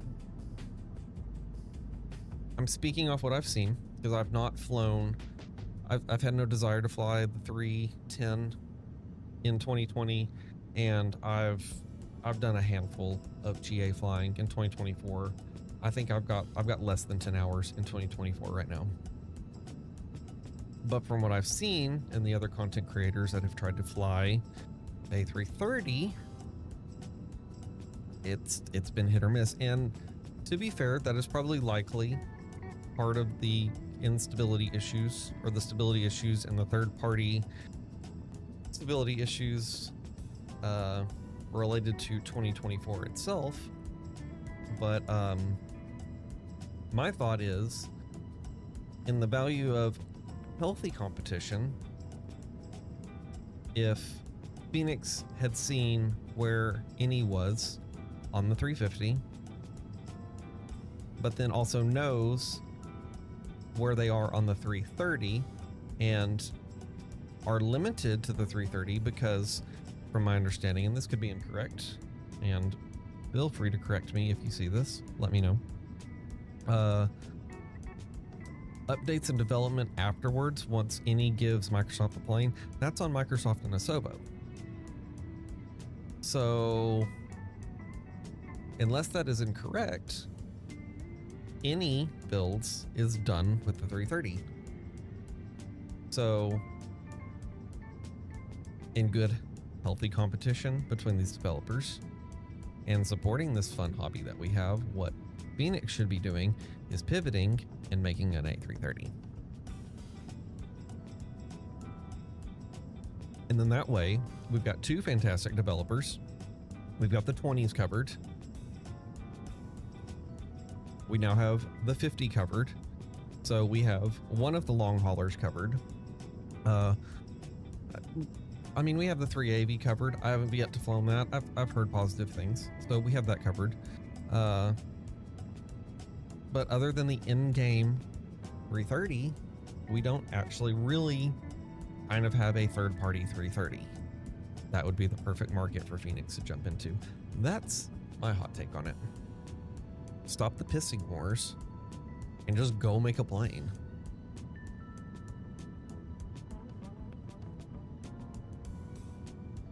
But what do I know? I'm a want-to-be hobbyist content creator who likes to fly fake planes and drive fake tractors and run fake fast food companies I don't know nothing. Cheers. That being said, my friends, it is time for a shameless plug. If you like what you've been seeing, enjoying the content, enjoying the flight sim, enjoying the conversation, please hit that like button. And if you really like the content, hit that subscribe button too. And we'll work to keep putting out more content. Goal of the channel, I guess, let's see, take a look here. And this might be a good video to put out there. We've got a bit to go on our top of descent. Does this tell me how long till top of drop? Let's go back to our flight plan. That's the wrong one. Flight plan. Still trying to understand these views. We should be able to go fly the 380 like a champ now at this point. All right, so we are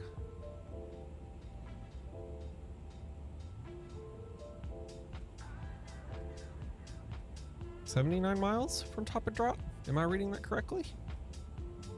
77. Yep. So we'll keep an eye on that. So again, shameless plug. Hit that like button if you're liking the content. If you really like it, hit the subscribe button. Since this is the inaugural stream, I should probably not touch the rudder pedals while I'm talking. Give a general overview of what the Tennessee Texan is about. Like I said just a second ago, I fly fake planes. I like fake tractors. I like real tractors too. I like real planes too. But gaming wise, my vices are flight sim, farm sim, bit of trucking, American Trucking Simulator, been into that. Recently got the fiancé a gaming computer, so she can get into some games. She will probably be making some appearances on the channel as we stream, playing some fun games. We're into fast food simulator right now. Have our restaurant opened in that particular case. If you wish to know what it's called, it is called McPooters. Or we freshly poot your orders. So that might send people running from the chat or the channel. Is what it is. We're real here. So got that. I know G is big into Supermarket Simulator right now and is currently managing that at the moment.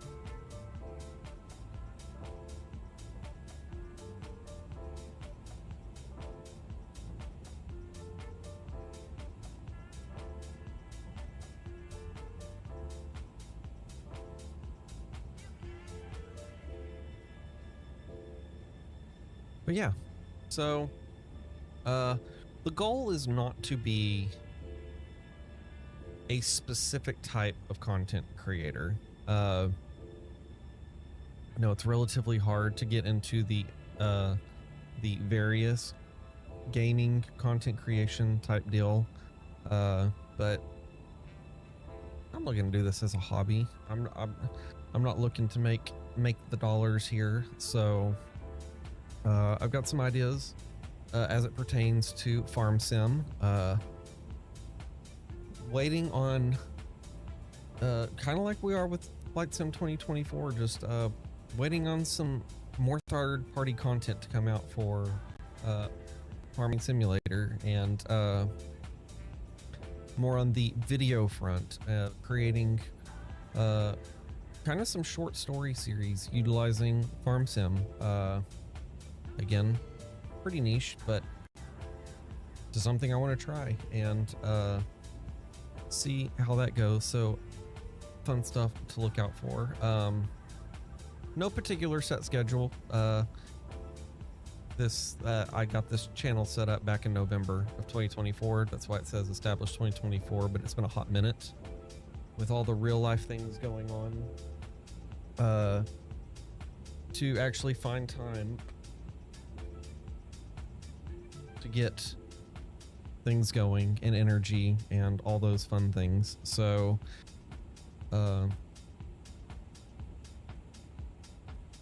just finally time to jump into it and give it a try. So streaming wise, probably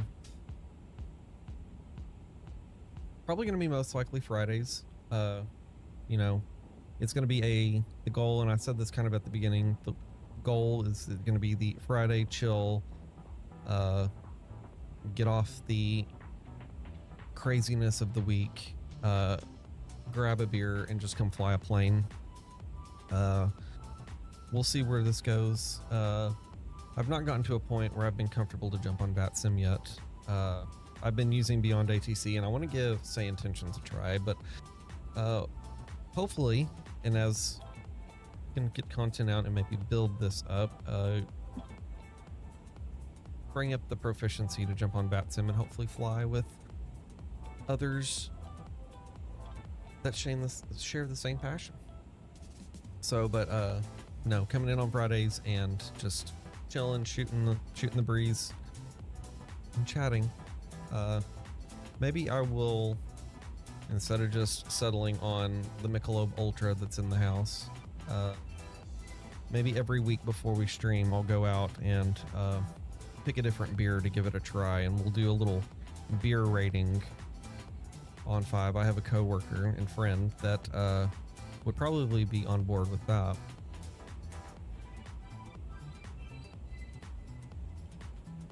Honestly, I should probably get her on board and get her into the chat. Ooh, you know that whole long-winded conversation we had about the shredder earlier, or the chopper, or whatever the hell that thing was, and I mentioned the backpack? The backpack has shipped, and it is shipped through UPS. So it is currently in Tacoma, Washington. That would be a good flight to do. I don't know if I have Tacoma scenery on here yet.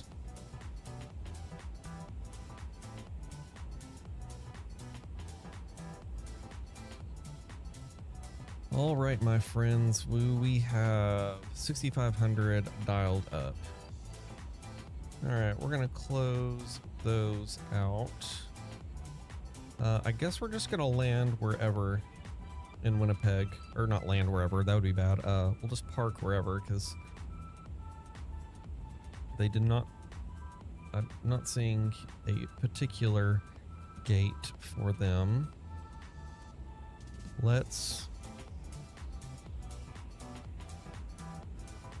take a look here. Where did charts go?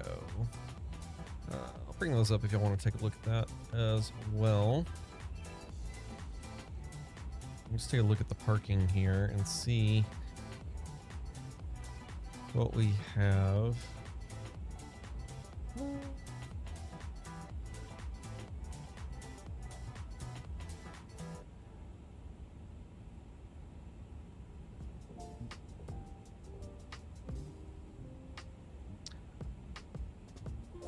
This would be, Winnipeg would be a good route. Yeah, they have a FedEx facility here, so we definitely need to look at some FedEx ops. See if what they're flying into here for FedEx and get some cargo ops going. The biggest, we're just gonna park here. What is that? I'm blind. Park gate 6 looks like it is to accommodate, is set for accommodating bigger planes. So we will plan for gate 6 once we get on the ground.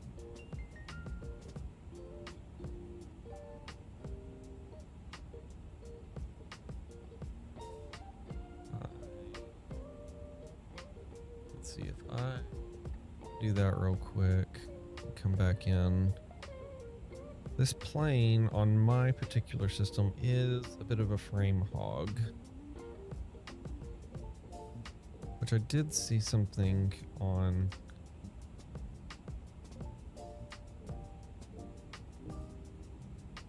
one of the chats earlier of something I could try. I'm limited, I say limited, 3090 is still an insane graphics card, but it's just this, I mean, This game's just so demanding. I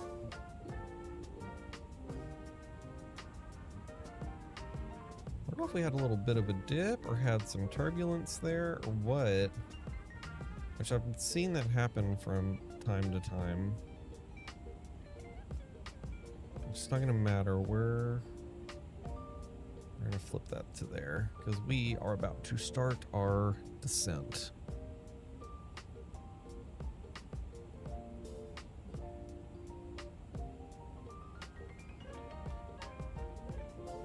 And with that, we're on water. Even though some would say I probably was already drinking water, but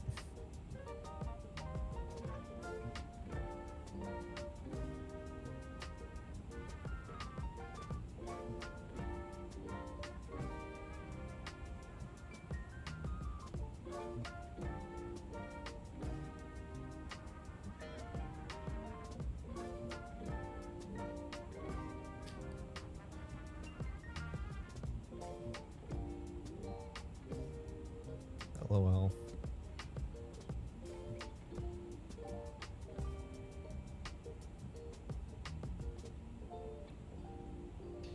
Bad pilot, bad pilot. There's our top of drop. Down we go, my friends.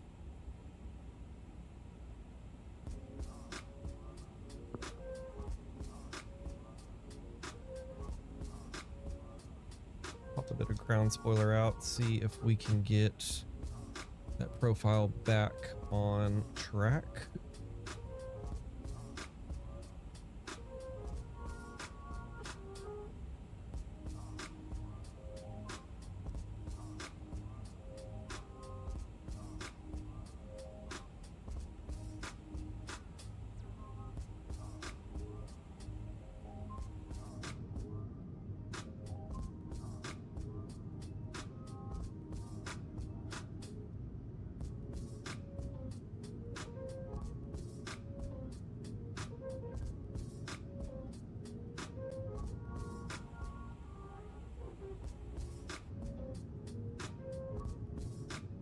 Ooh, that looks good.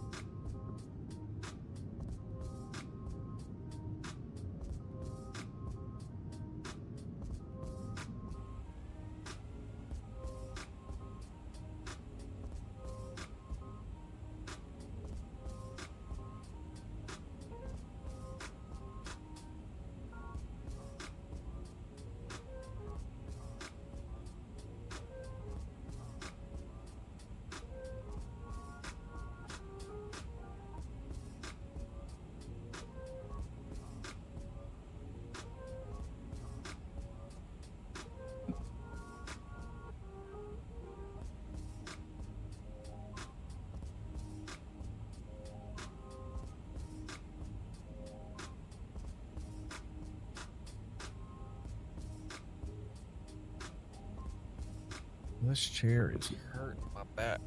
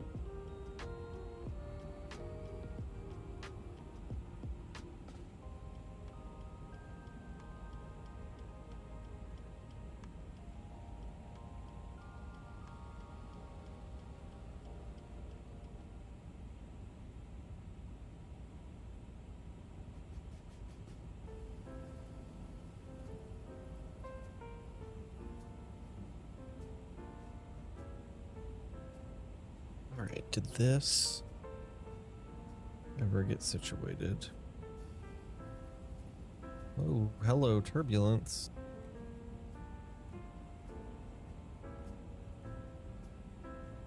Must have had a weather change or something. That was crazy. We're coming back on profile.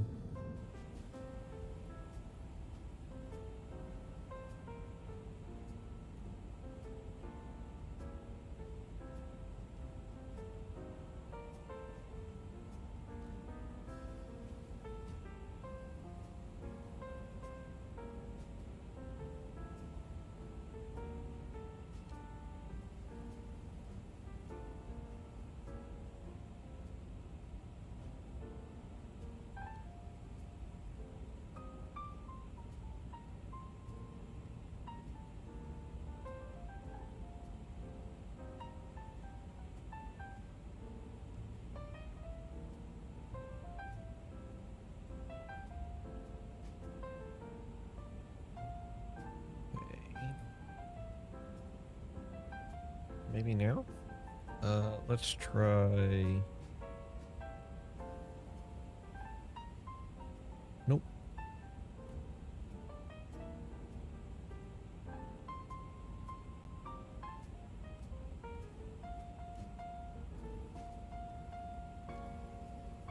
Like, I don't get the point of the YouTube like, plug-in for the Stream Deck if it's not gonna work.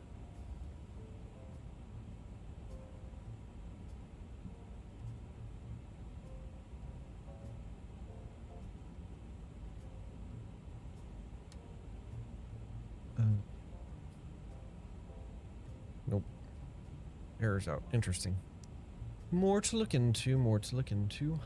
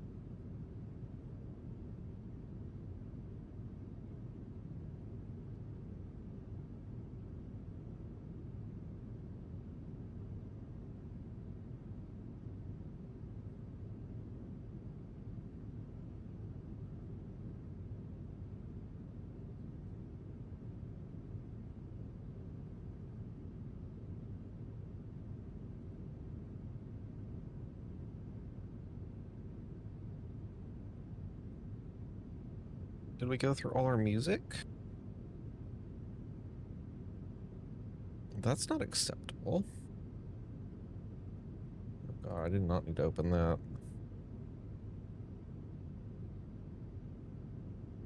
Nope, don't do that. Yes. That's gonna kill frames. Let's see what other options we got here.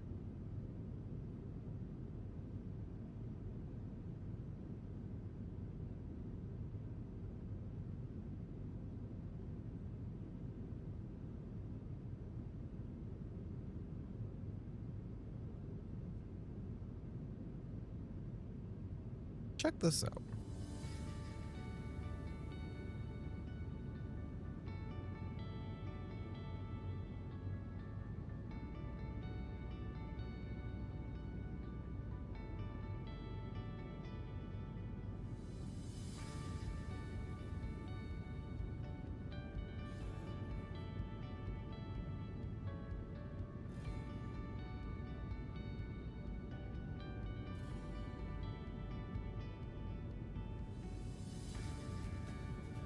Ooh, that's a good view.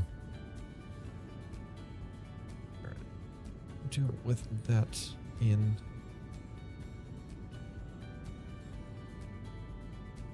A bit. Close that. Minimize that. Minimize that. Close that. Close that.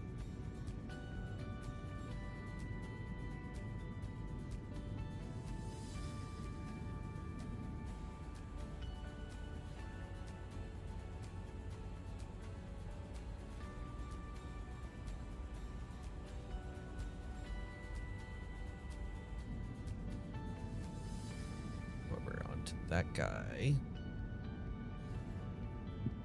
Very nice, very nice.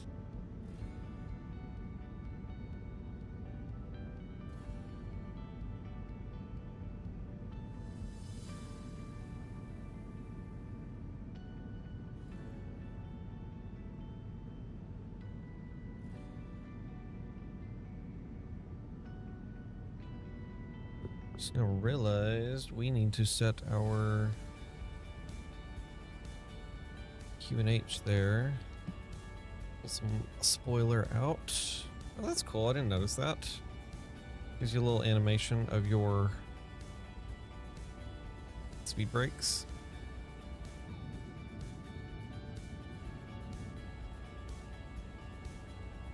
And background profile. This can go back down.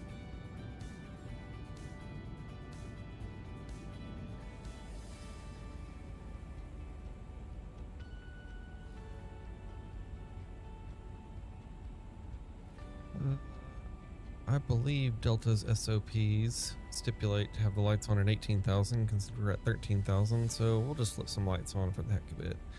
Wing lights can come on, those can stay off for now.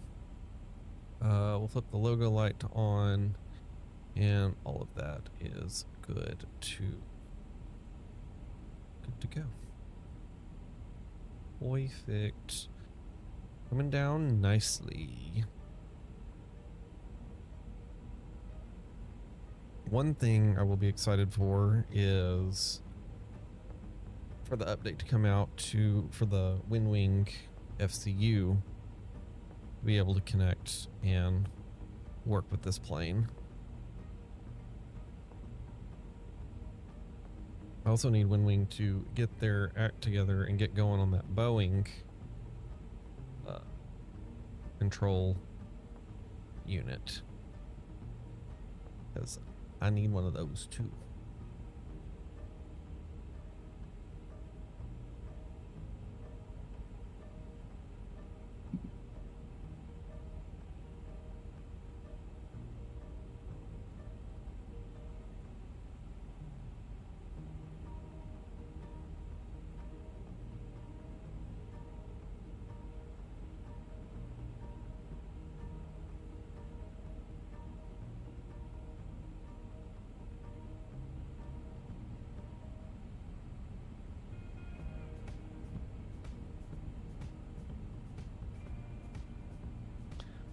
We're gonna have this just a little bit of a turn.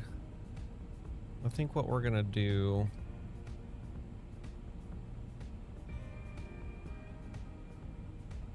we're gonna turn and go out just a smidge, and then we'll vector ourselves back in for the final, so we can get things configured properly. That is 10,000, so just double check the lights. Everything looks good to go up there. Let's go ahead and tell everyone to sit their asses down. I need to get a voice changer configured on my new setup so I can do the ladies and gentlemen, this is your captain speaking. We are currently on our descent at 10,000 feet in the air right now on our way to Winnipeg.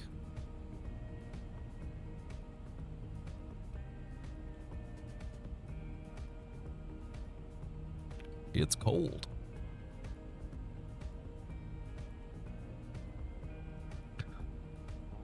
Plot twist, this big old plane is like those two women who were just flying recently and got in a Southwest jet, and it was just the two of them, or it was like three of them. I think it was just the two of them. Imagine having a 737 all to yourself. Be pretty awesome.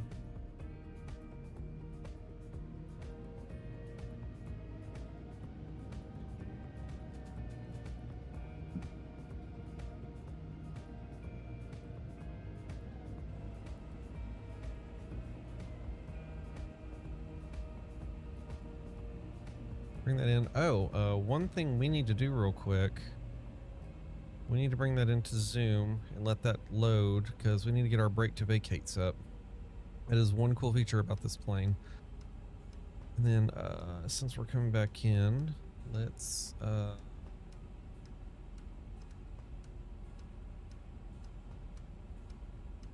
get that guy back on. So I think I need to go to plan. Yes, and then we're gonna zoom down.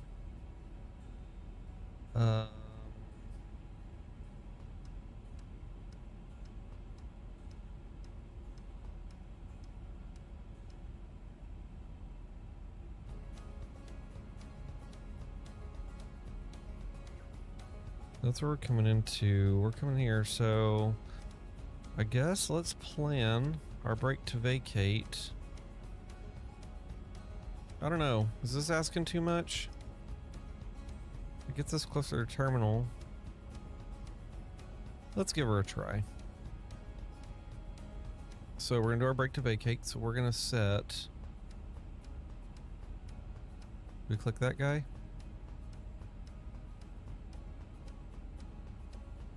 We'll try that. Set brake to vacate exit. Too short. What about up here? Oh well. Okay, so that's saying it's too short. So I guess then this is our option. Oh, do I need to clear that? Unset. Can I set this? No. So we're gonna set this then. Or this. There we go. That'll work. So now we have our brake to vacate set. So now we can go back to arc mode and bring this back out.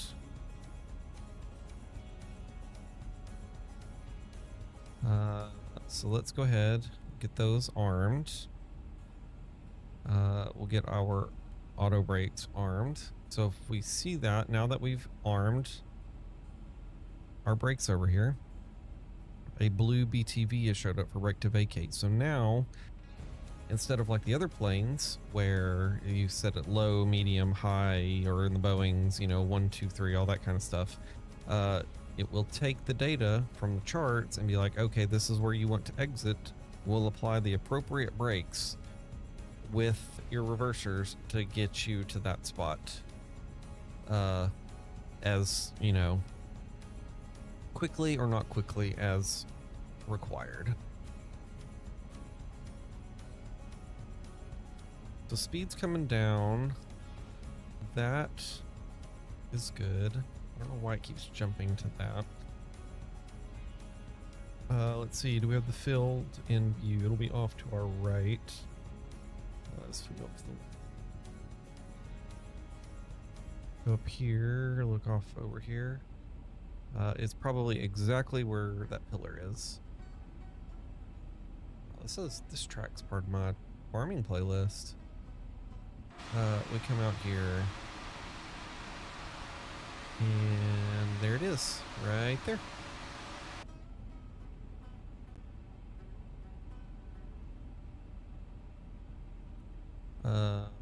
Let's go ahead.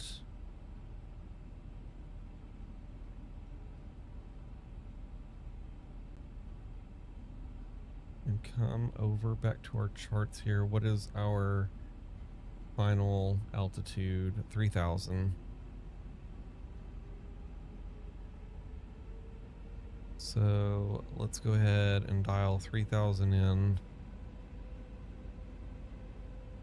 we'll push that in.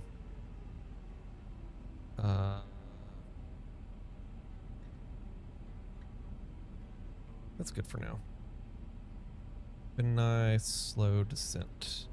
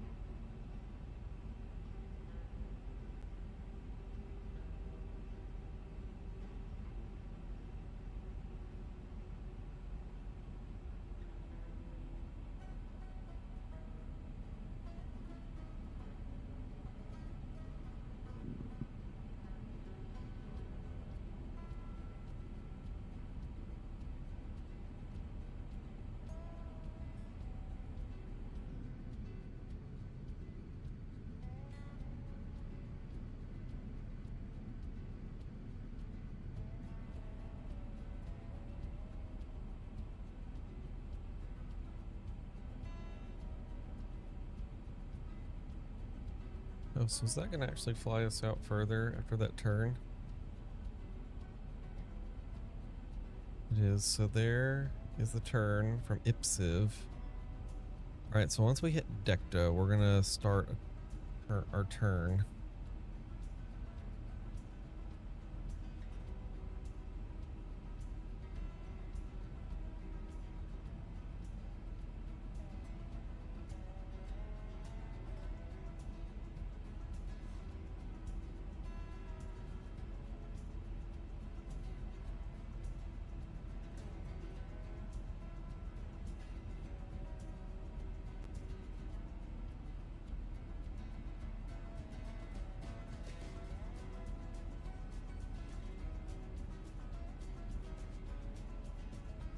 There's Decta, so I'm going to start our turn.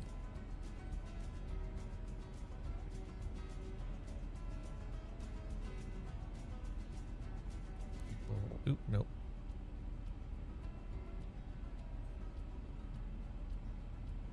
Pull.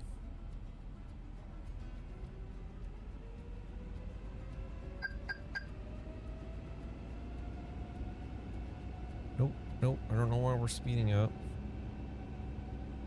Let's keep that at 220.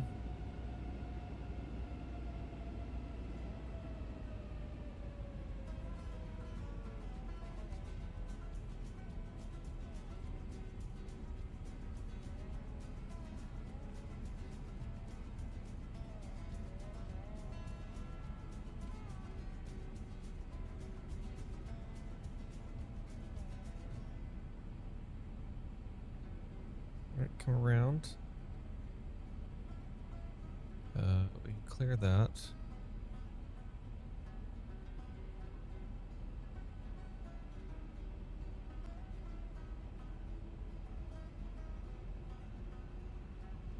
At this point, with that turn, we're gonna go Noxum. And from position, insert. I'm going to give that all control back to the plane.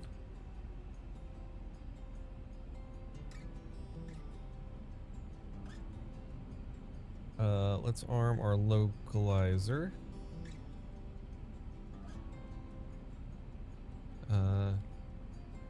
Get all those goodies on. And now we're waiting for the 2500 call out. Let's get the gear down. First notch flaps.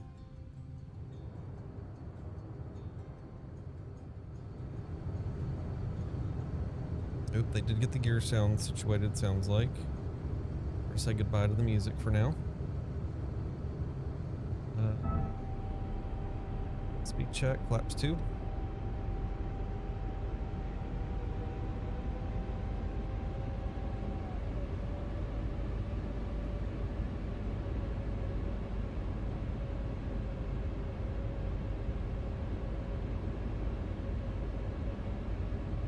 Final ding in the cabin.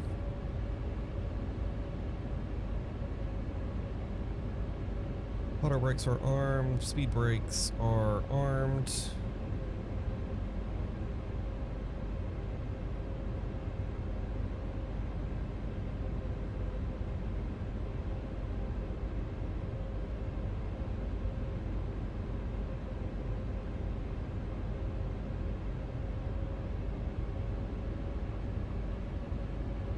Star is captured. Let's go approach mode. Flaps 3. Sounds up. I'm gonna shut up. Y'all enjoy the landing. I'm gonna peace out here for a second.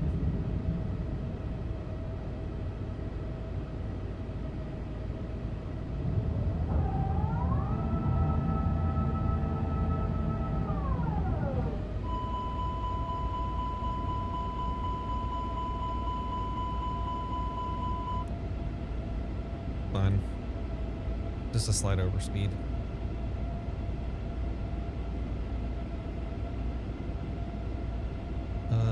What is our...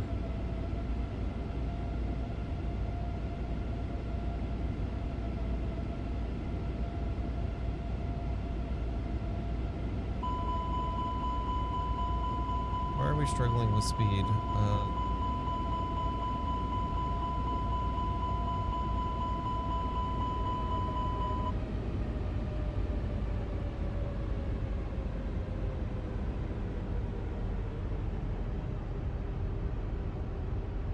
Alright, there's our airport. Let's get that going.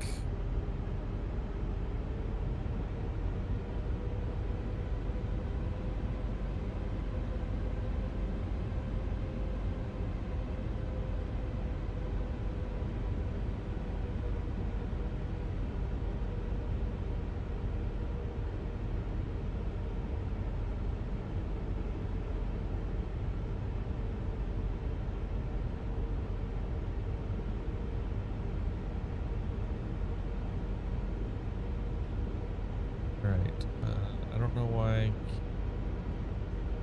There we go. Okay, that should already be armed. We have full flaps. I don't. It's not giving me our approach speed here.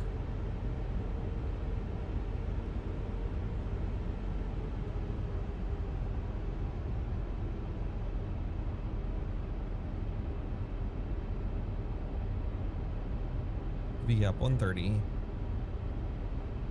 So let's get that dialed in.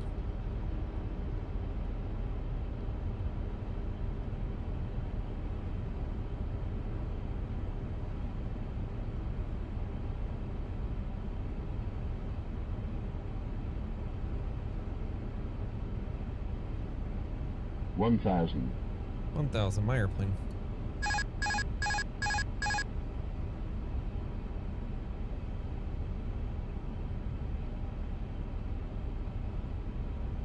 Small inputs, small inputs.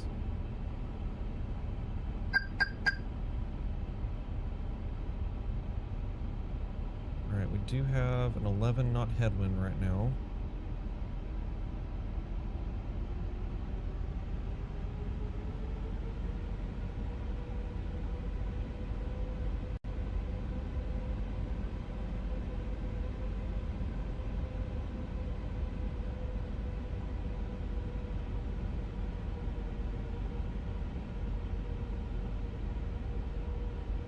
500.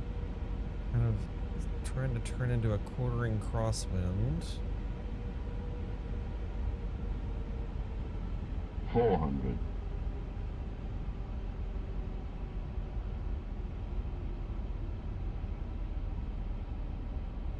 300. 100 above.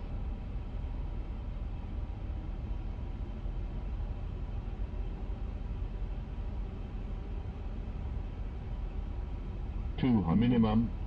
Continue.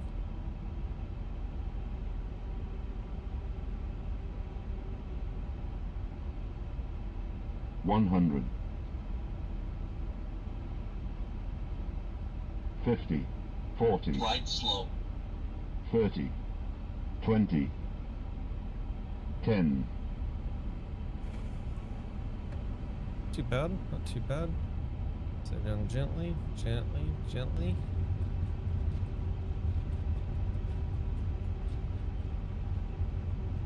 Knots.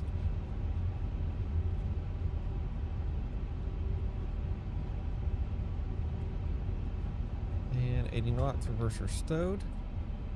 And manual braking. Auto brake off. Not too shabby.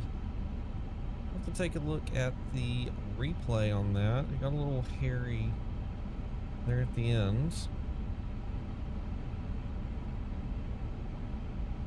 But still just getting used to this big old plane. That can come back on. Welcome.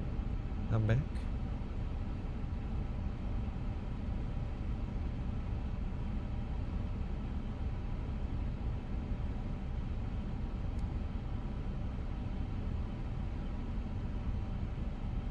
Fantastic.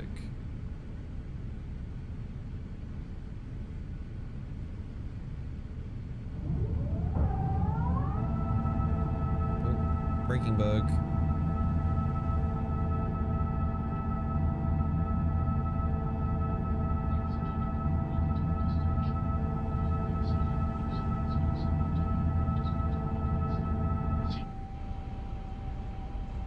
Cool. What did I say we were looking for? 6? I do believe. We can bring that up. Stop with that. I can come over here. Don't mind the horrible frame rate.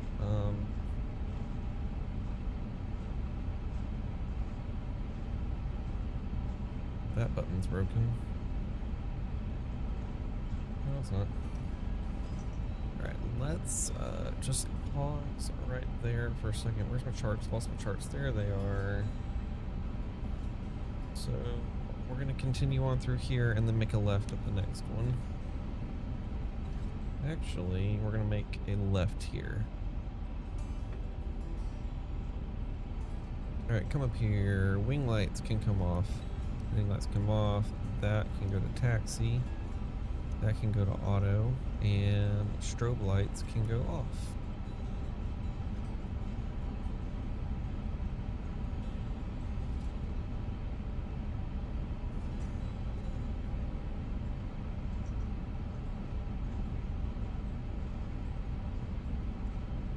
Welcome to Winnipeg, ladies and gentlemen.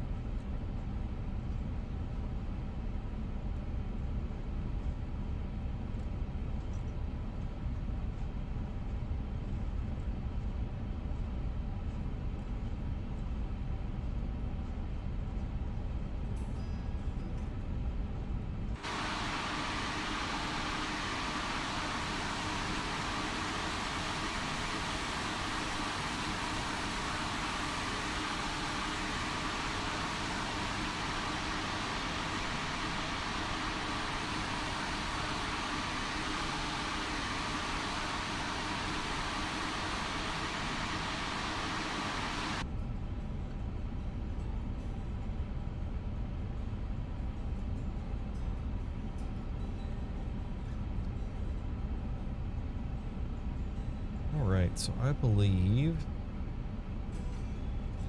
let's see here.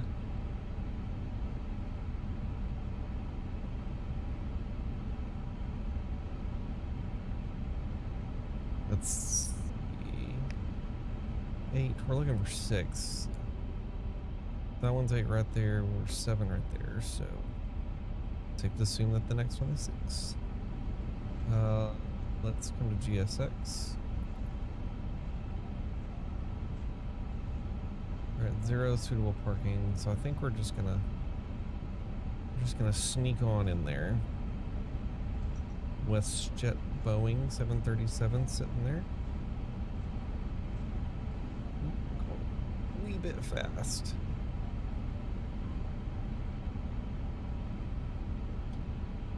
Yeah, I'm gonna say that the flight plan that I found today was definitely not meant, that plane is definitely not meant for this airport.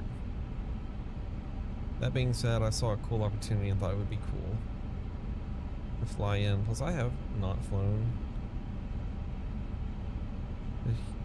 here ever before. We're gonna cheat.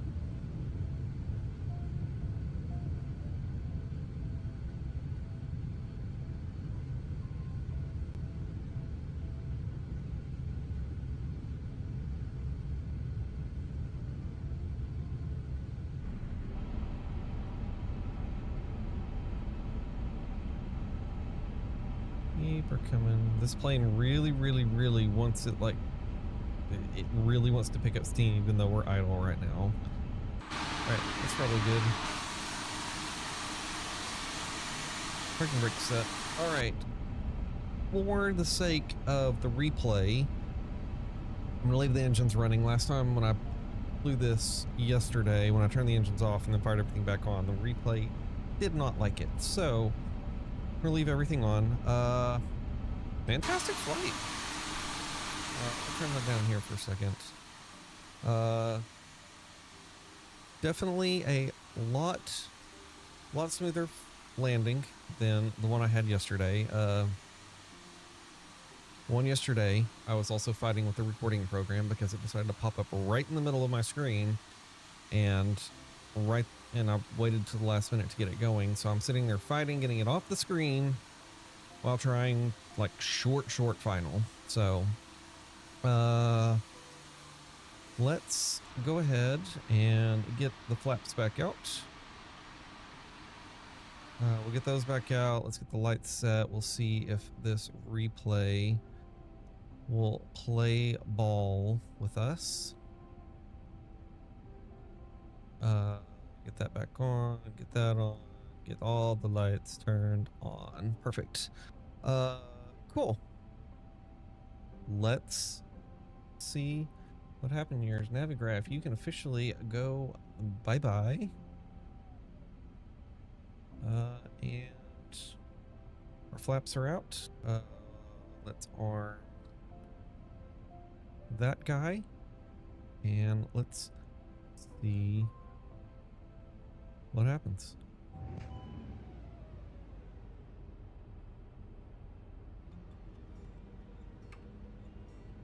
We're gonna trim this guy. So pause. I'm gonna come forward just a bit. So the replay, this plane does not play very well with the replay because it just killed the engines. Oh no, they're running, we're good. All right, so we're gonna trim, start here, yes. And let's check this out.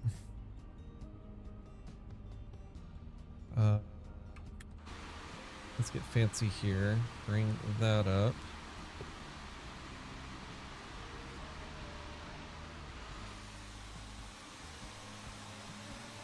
Come out here. Zoom that in. And then we'll get a fancy little filter applied here. We're gonna be bougie. Auto blur. Awesome. Let's check this out. Landing rate monitor gave us a -253 with a 0.99 G. So honestly, a pretty decent landing. Nothing too crazy. It is staying firm, but you know. Second time flying the plane. 253 is pretty dang good. As we're watching this replay, like I said earlier, shameless plug, if you like the content, hit that like button. Doesn't cost you much time, definitely doesn't cost you any money. If you really like me, you could hit the subscribe button, and maybe we'll keep doing this and having fun with this. And you know, we'll get some more flight sim going, get some more farm sim going, some other fun games as well, along the lines of that. All right, coming in. Don't mind the weird shadow. That is frame gem mod.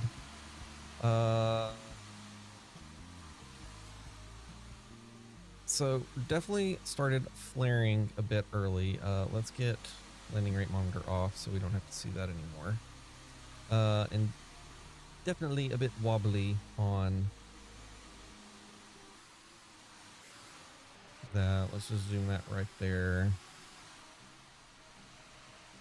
So I'm definitely still trying to get a sense of, especially with how heavy the plane is, and I may dial things back. I might have things actually set to where it's too heavy. So, but you know, stayed on center line for the most part. We did deal with the typical Microsoft wins. Let me change something real quick here and see if that will help with that tearing. I messed with my settings a while back, and well, let me just see if I go over here and do a cheeky, I think I have it set up as a command. Let's see what Nightbot says here.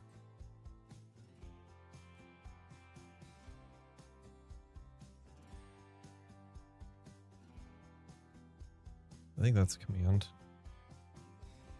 I do have a cheat sheet. There it is. I need to adjust my terrain LOD down to 100.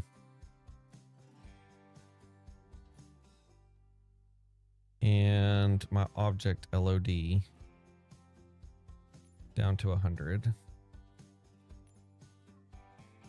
Because that's what I had set before, and that helped with the tearing. So let's apply that and save.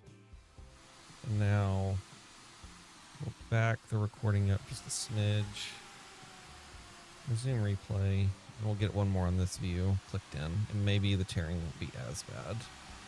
I know this plane in particular has also been kind of struggling with frame gem. So it'll at least help, if it at least helps with the tires. It may not.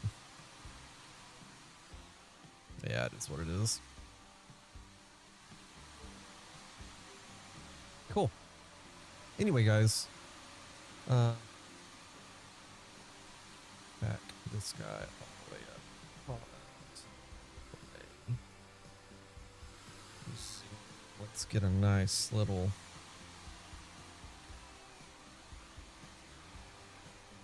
You gonna work with me?